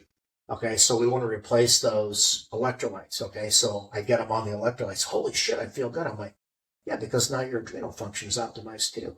You don't need 18 fucking monsters a day, you know, to function. Oh, dude, I'm the worst about it. I'm the fucking worst. So it's just like, hey, okay, this is the problem. Let's work backwards. Let's see what we're missing. Hey, I don't have the energy. Okay, am I eating enough? Am I getting enough sleep? Am I recovered? Typically, the energy problem is, so you get energy toxicity, where you get too much fats, too much carbs. Okay, you start to store body fat, or not enough. And most people don't eat nearly as much as they think. Okay. Yeah, you really. I do like 2 pounds of beef a day and up to about 10 eggs. You know, that's about good for me. You know, I'm sitting like 180 with fucking abs. I'm fucking fine. I don't need to get paid. Perfect physique, dude. Well, hell, I mean, you know, gotta give the women what they want.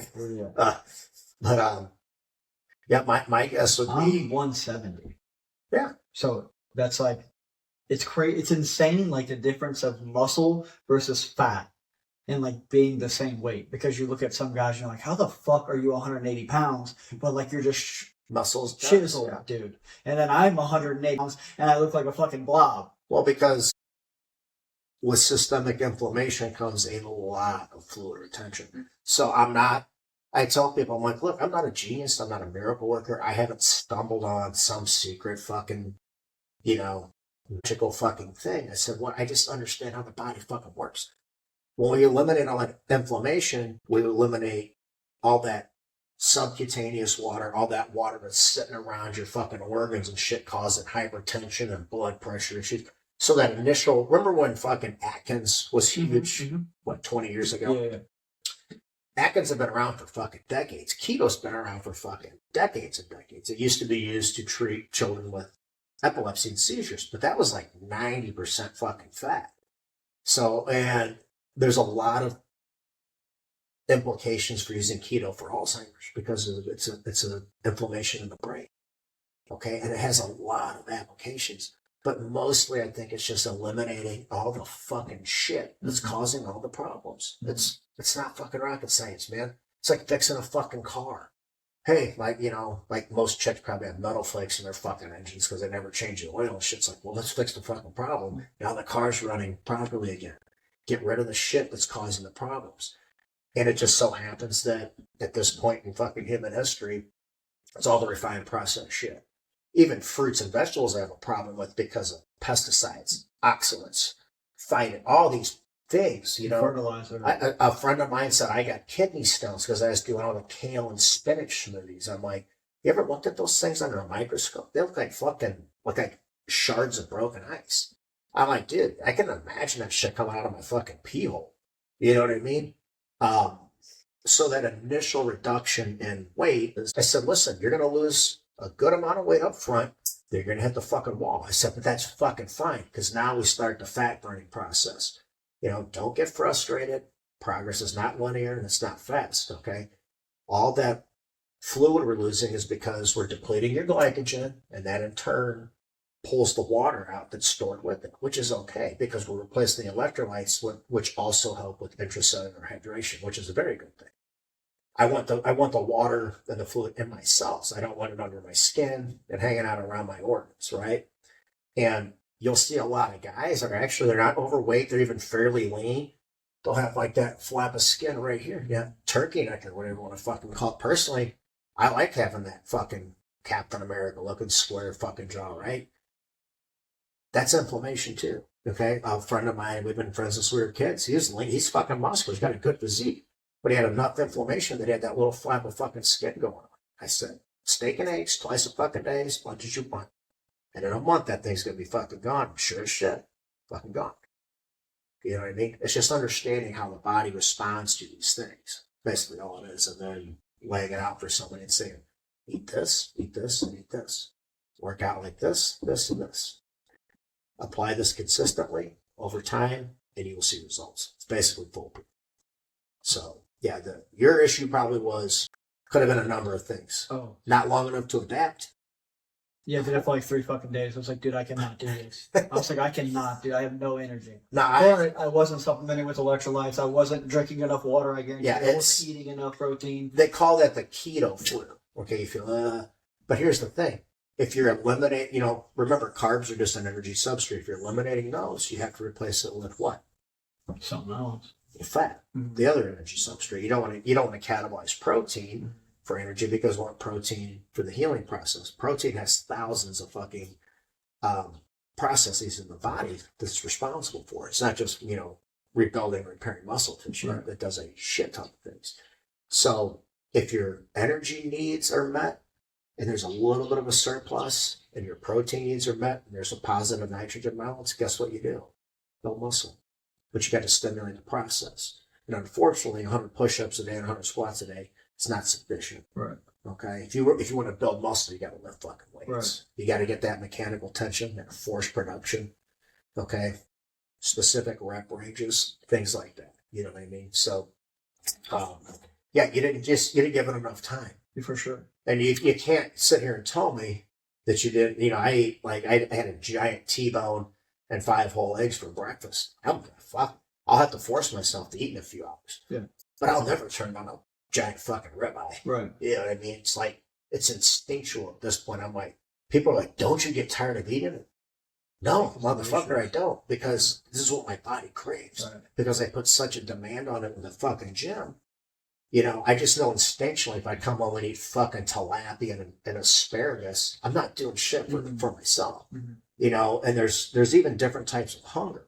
There's that, and I'm guilty of it. I get bored. I'm like, oh, I want to fucking eat something. I'm like, I'm not hungry. Don't eat, stupid. You're just fucking bored. And then there's like, you're craving nutrients. Okay. Your body needs fucking nutrients and it's craving nutrients. Okay. And so it's instinctually, you're going to fucking lean towards a fucking steak. You know what I mean? As opposed to some fucking, skinless, boneless fucking chicken breast. That's not going to have very much return. When I get home, okay, so I have a bad problem with this. Like yesterday, I worked fucking 14 hours, dude, holding a thermometer for probably 10 of it. Yeah. She probably got a really strong grip, though. I definitely, for sure. Which I is... guarantee you, like, I'll give it a couple of days. I haven't been able to do hardly. I could probably do like 1 pull-up. A week from now, I guarantee I could probably have to do fucking 5. Yeah. So, but like when I get home at the end of the night, like you're saying, I'm hungry and I feel like my body's like, give me something good. But for whatever reason, my brain is like, I want something sweet. And it's usually like, I guess that's just me expending energy and just trying to figure out how to get that the easy way, maybe. Like, what's going on there? Why am I craving sweets? Because you're not a fat burner yet. Okay. Your body is still burning glycogen as energy. If it does, it'll respond accordingly. Okay. When you're a fat burner, most of those cravings fucking go. Okay. Listen, I used to be the ultimate sweet tooth. When I was a kid, I'd eat anything. Any piece of candy on the ground covered in ants, it didn't fucking matter. I'd fucking eat it. Now, I think if somebody said, ideally, what would you put every American on?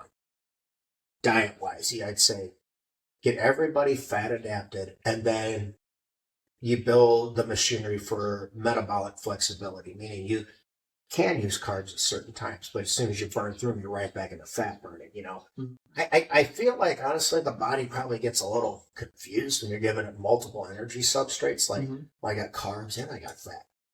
That'll burn through the carbs first, only because it's a much more readily available source, but it's just like, okay, well, I don't have to burn the fat because I'm being fed fucking carbs.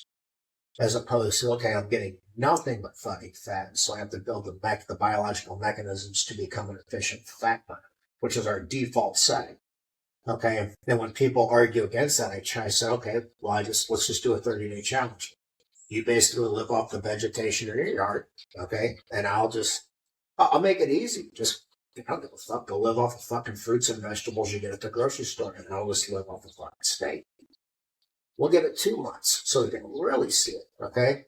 You're probably going to have diet of malnutrition and a negative fucking energy fucking level. I'm going to be flourishing. It's just a fucking reality of how these things work. People are very emotionally attached to their food. It's bizarre. They're emotionally attached to everything.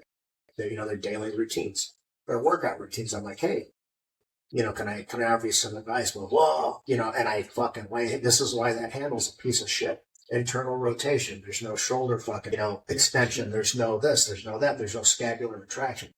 Well, I'm just like, well, why do you want to work so hard and get no return on your investment? Right. Because you're emotionally fucking attached to it, dummy. And I like to use analogies because sometimes it just clicks with you, and so I say, if I have to fucking dig a ditch, I can do it with a spoon or a fucking shovel. Same results, but one of them's going to be a fucking lot faster, a lot easier, and a lot more efficient. But pick the fucking shovel. Some people will pick the spoon just because. You know what I mean?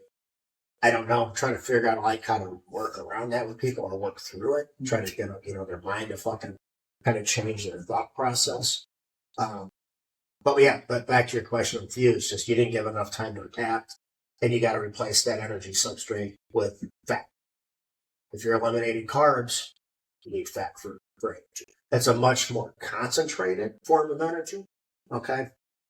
And I just feel that the hormone, people say a calorie is a calorie. No, it's fucking not. Not at all. Well, thermodynamics will make mine. It's been demonstrated people can build muscle in a caloric deficit. So there's fucking things we still haven't figured out. Mm-hmm. You know, like what is the purpose of DOMS, delayed onset muscle soreness? Who fucking knows? You know, we still don't understand the applications of it yet. And the driver behind these things, you know. But I always keep up with the latest fucking science. Demonstrated, demonstrable, proven fucking science, okay? And this is where we're at right now.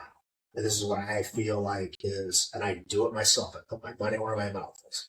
I don't tell people, hey, eat steak and eggs twice a day, then I come home and eat chicken and fucking rice. Right. You know what I mean? So. Okay, so you're saying, the thing like we still don't know. Okay, so my fiance is fucking vegetarian. I did that shit for like 2 years and it's the worst. She went and got her blood levels done. Okay, and she does not fucking eat enough. Like 1,000%, she does not eat enough. When she eats like dog shit, processed shit usually. You know, occasionally she'll have her chickpea bullshit that she eats, but she got her blood levels checked. Okay, and it's like, oh, your protein levels are fine, and these levels are fine, and this, that, and the other. And it's like, I'm like, I know you're not like optimizing. There's just no fucking way. Squeak. So like, how is it showing that your levels are acceptable, but like... I know exactly what you're asking. Yeah. It's, so the body is incredibly efficient at taking what you give it and using that for the needs.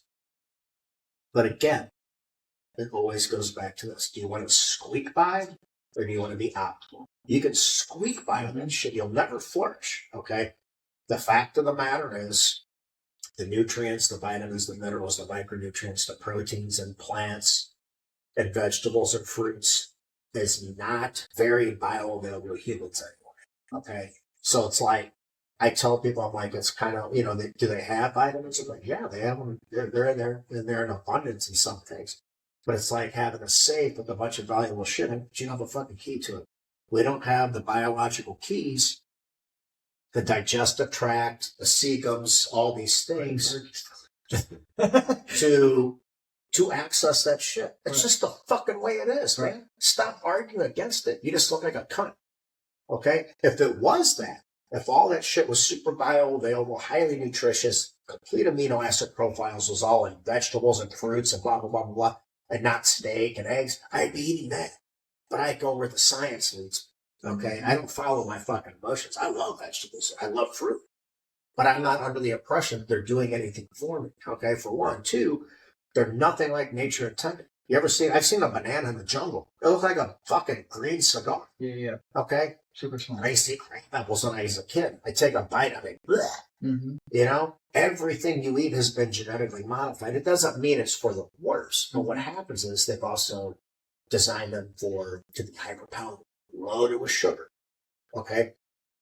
Let's say that, you know, fucking, so spinach is a bad one for like pesticides and oxalates and shit. Kale's one of the worst. Remember a few years ago, that was the ultimate soup. I used to put, I shit you not, I have a fucking blender this full of got spinach, kale, blueberries, blah, blah, blah, blah, blah, everything. Did I have any adverse effects to it? No, I didn't. But now I know that it wasn't doing fucking anything for me either. Right. People say, what about fiber? I'm like, what about fiber? You know, a lot of people get leaky gut syndrome from fiber. It's basically cellulose from wood.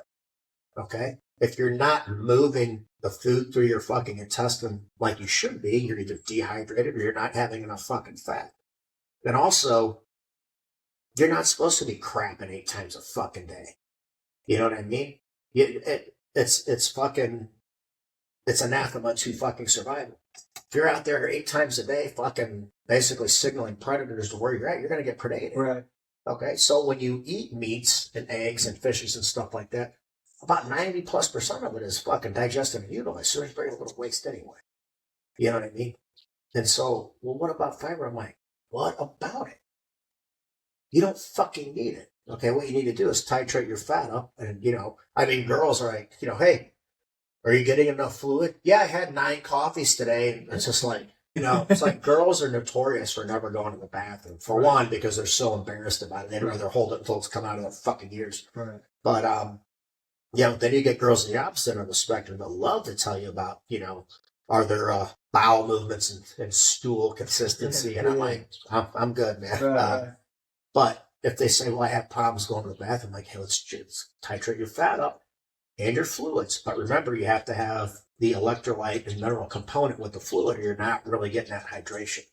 Okay, so hydration, I mean, think about it. Historically speaking, we didn't drink tap water, which has been diluted of everything, right? And loaded with God knows what. So water came out of streams, water came out of lakes, rivers, it came out of glaciers, out of snows. That all have these mineral components in it. Okay, that's how hydration occurs. And so I say either drink mineral water or basically titrate your electrolytes up. So you're getting water. So you can spring water, yeah, That's mineral all water, that's things all like that. that. Yeah, that's much better than tap. Yeah. Yeah, I mean that's just kind of based on my philosophy on how those things work. So what do you supplement like electrolytes? I use Redmond Real Salt, Mhm. which is from an ancient evaporated ocean in Utah, so there's no microplastics in it. Oh. Sodium is super crucial. Mhm. It's another thing that's been demonized, Mhm. right? Go ahead and cut your fucking sodium out. Watch your kidneys shut down. Yeah. You'll get insulin resistance. You get all these fucking things.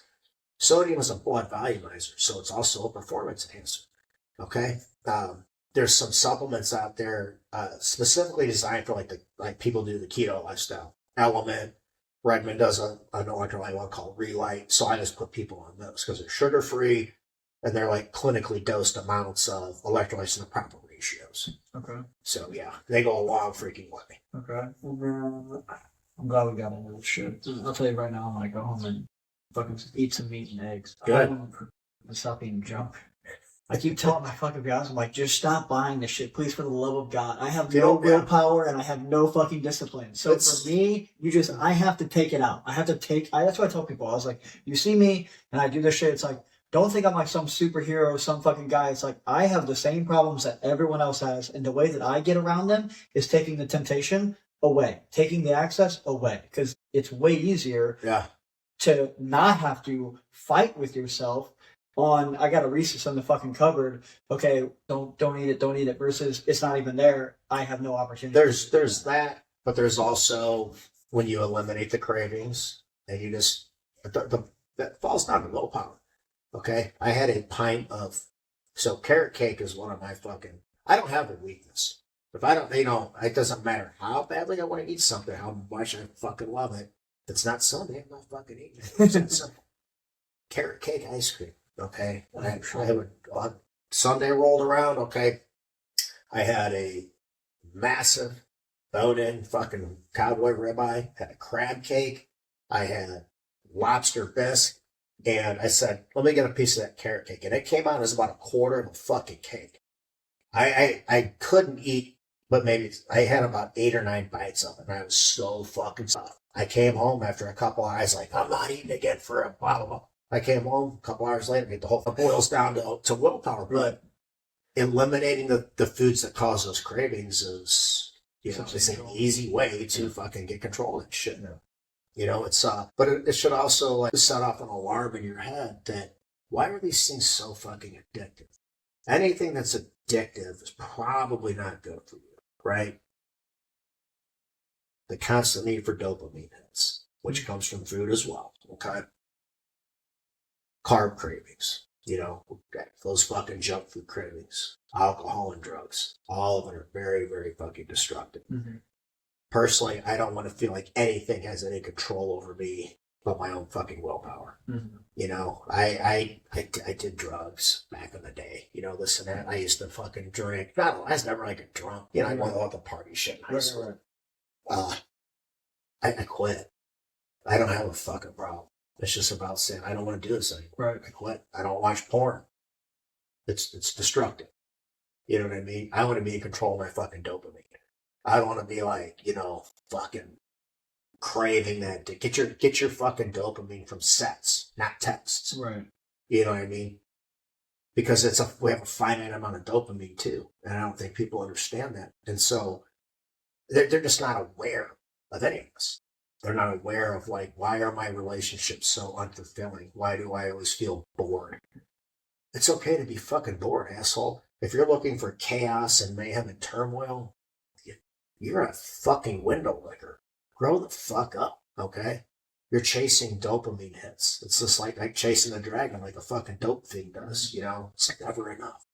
You know, so I gotta fucking, you know, put pictures of my asshole or my fucking fallopian tubes on the internet for a bunch of fucking disgusting men to like my shit that I would never even look at twice if I saw them in person. Right. You know, you're not losing at the end of the day. You know what I mean? So I'm very aware of where I get my dopamine from. It's from exercise. Right. And then that Sunday that I look forward to all week when I have that cheat meal tastes a million times fucking better as opposed to eating junk every fucking day. You know, that's just, it teaches you how to appreciate things again too. Self-discipline does, you know? I noticed yesterday. So I usually, when I'm working, I'll have headphones in, listen to a podcast, listen to music, whatever. Well, I didn't, my headphones are broken, so they're not really working. Bro, 14 hours for the first time in a long time, just to myself. And the amount of like things that I think of or, you know, ideas that I get or whatever is like tenfold. It's not even comparable. It's like you're saying it's great to be bored because when you're bored, that's when this fucking actually starts working and you start thinking about things. And when you're constantly just, you're never thinking for yourself. You're never thinking for yourself. It's super detrimental to everything. And these, you know, the people that built these things for you design them in a way to make you, they design them like slot machines, you know, and it's just like that. Again, there are people that are out there gaining from your demise. It's that simple. You know, they're fucking with your mental health. They're fucking with your emotional health. They're fucking with your spiritual health. And they're fucking with your physical health because it puts money in their fucking pockets. If you can't see it or you don't care, hey, good for you. You know, I mean, but is that any way to fucking live? It's fucking embarrassing, man. Yeah. You're a weak motherfucker. You don't need to be in the gene pool. You know what I mean? I mean, I'm not for eugenics just yet. Yeah. But at some point, it's like we're gonna have to pick the contributors. Dude, I am a very like, it's fucked up, but I'm a very like authoritative, like what's betterment for society type of mentality. Like Darwinism, I have very social sympathy for fucking I don't really care. The thing is, like, I can see the utility in that. I really can. But then that's what it's about. That's what I mean to me, because I'm kind of the same way as you. Like everything needs to have a purpose. Everything has a structure. It's like, so what are you doing? Like, what are you doing for society? If you're not doing anything, then you're just a leech. You're useless. Like, what's going on here? The way I look at it is, we don't have a collective objective standard for anything. Right. Okay. I mean, you get people that want to legalize sex with kids and shit. We're in an age of serious decline. Yeah. Okay. It's bad. You remember when Nero played the fiddle while Rome burned? We're getting very close to that. Complete degeneracy, no self-discipline. When there's complete anarchy and freedom, there is no freedom. Okay, now you're completely bound by your fucking base defiler proclivities, which people just don't fucking think of the logical conclusions. It's like, man, you stupid motherfuckers are going to keep pushing and pushing and pushing until you step on my fucking feet. And I'm going to bury you where you fucking stand. Didn't think about that, did you? It's like, send anybody you want. Just don't send anybody you want back. Because I will fucking murder you. Okay? Leave me the fuck alone. Stay the fuck out of my face. Don't harm kids. I'm a live and let live guy. Until you fucking push me in that fucking corner, right? But they are. Like, even subliminally they are, because all the shit they're doing it's affecting the kids on like a. I know. Listen, I get it, but that's where the parents come in. You know, when I see a child with a device, I want to smack that fucking dad right in his fucking mouth. Like, you are a fucking failure. I was at dinner, Mexican restaurant, which is usually my go-to for a cheat day, and it was a family. There was 2 little girls, probably no older than 6. Fat. Not husky, not plump, you know, fucking fat. Mom and dad, both fat fucks too. You remember that scene in Roadhouse where fucking Dalton smashed the guy's face into the fucking table? I wanted to be like, boom, look at your fucking kids, you fat tub of useless shit. You know what I mean?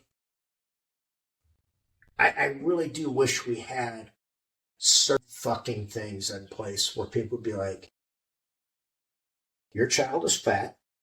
We're taking your fucking child away from you. Mm-hmm. Your child is emotionally and mentally neglected.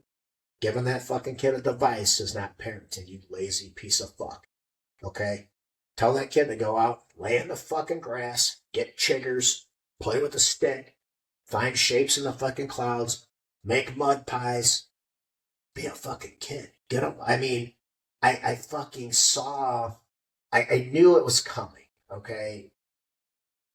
I had a girlfriend, this is going back quite a few years. Her daughter was, I think, 10 at the time. And, I'm looking on fucking battery life here.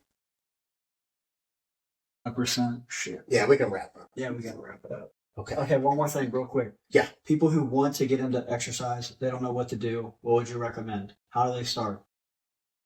At home, go to the gym, anything, walk. Walking is a basic human function.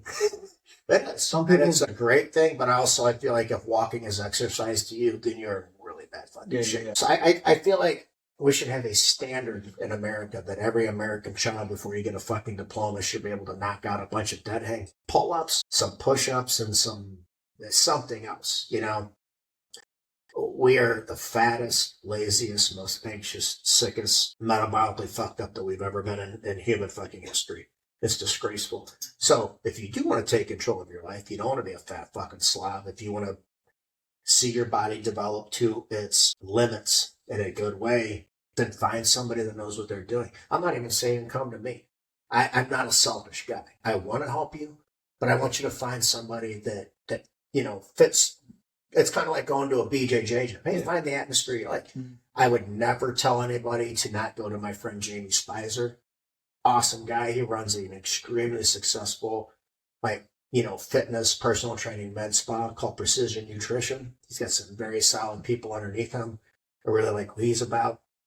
My friend Tom Kelso was a strength and conditioning coach at USC, I believe. He was a Division I strength and conditioning. I've learned a ton of stuff from him. You know, we still keep up with each other fairly regularly. Do something, man. Start the fucking ball rolling, but just educate yourself. Yeah. You know, everything that I learned myself through studying, you know, listening to people that know way more on the subject than I do, and then seeing all those philosophies and applications demonstrated in real life. And I understood, okay, this is how it works, because I saw how it works. As opposed to, well, here's a fucking tool. Mm. Well, what does it do? How does it work? Show me. Right. Bing. Now I understand it. So do something. You know, learn how to eat properly, manage stress, get rid of all the peripheral bullshit in your fucking life, and watch your life improve overnight.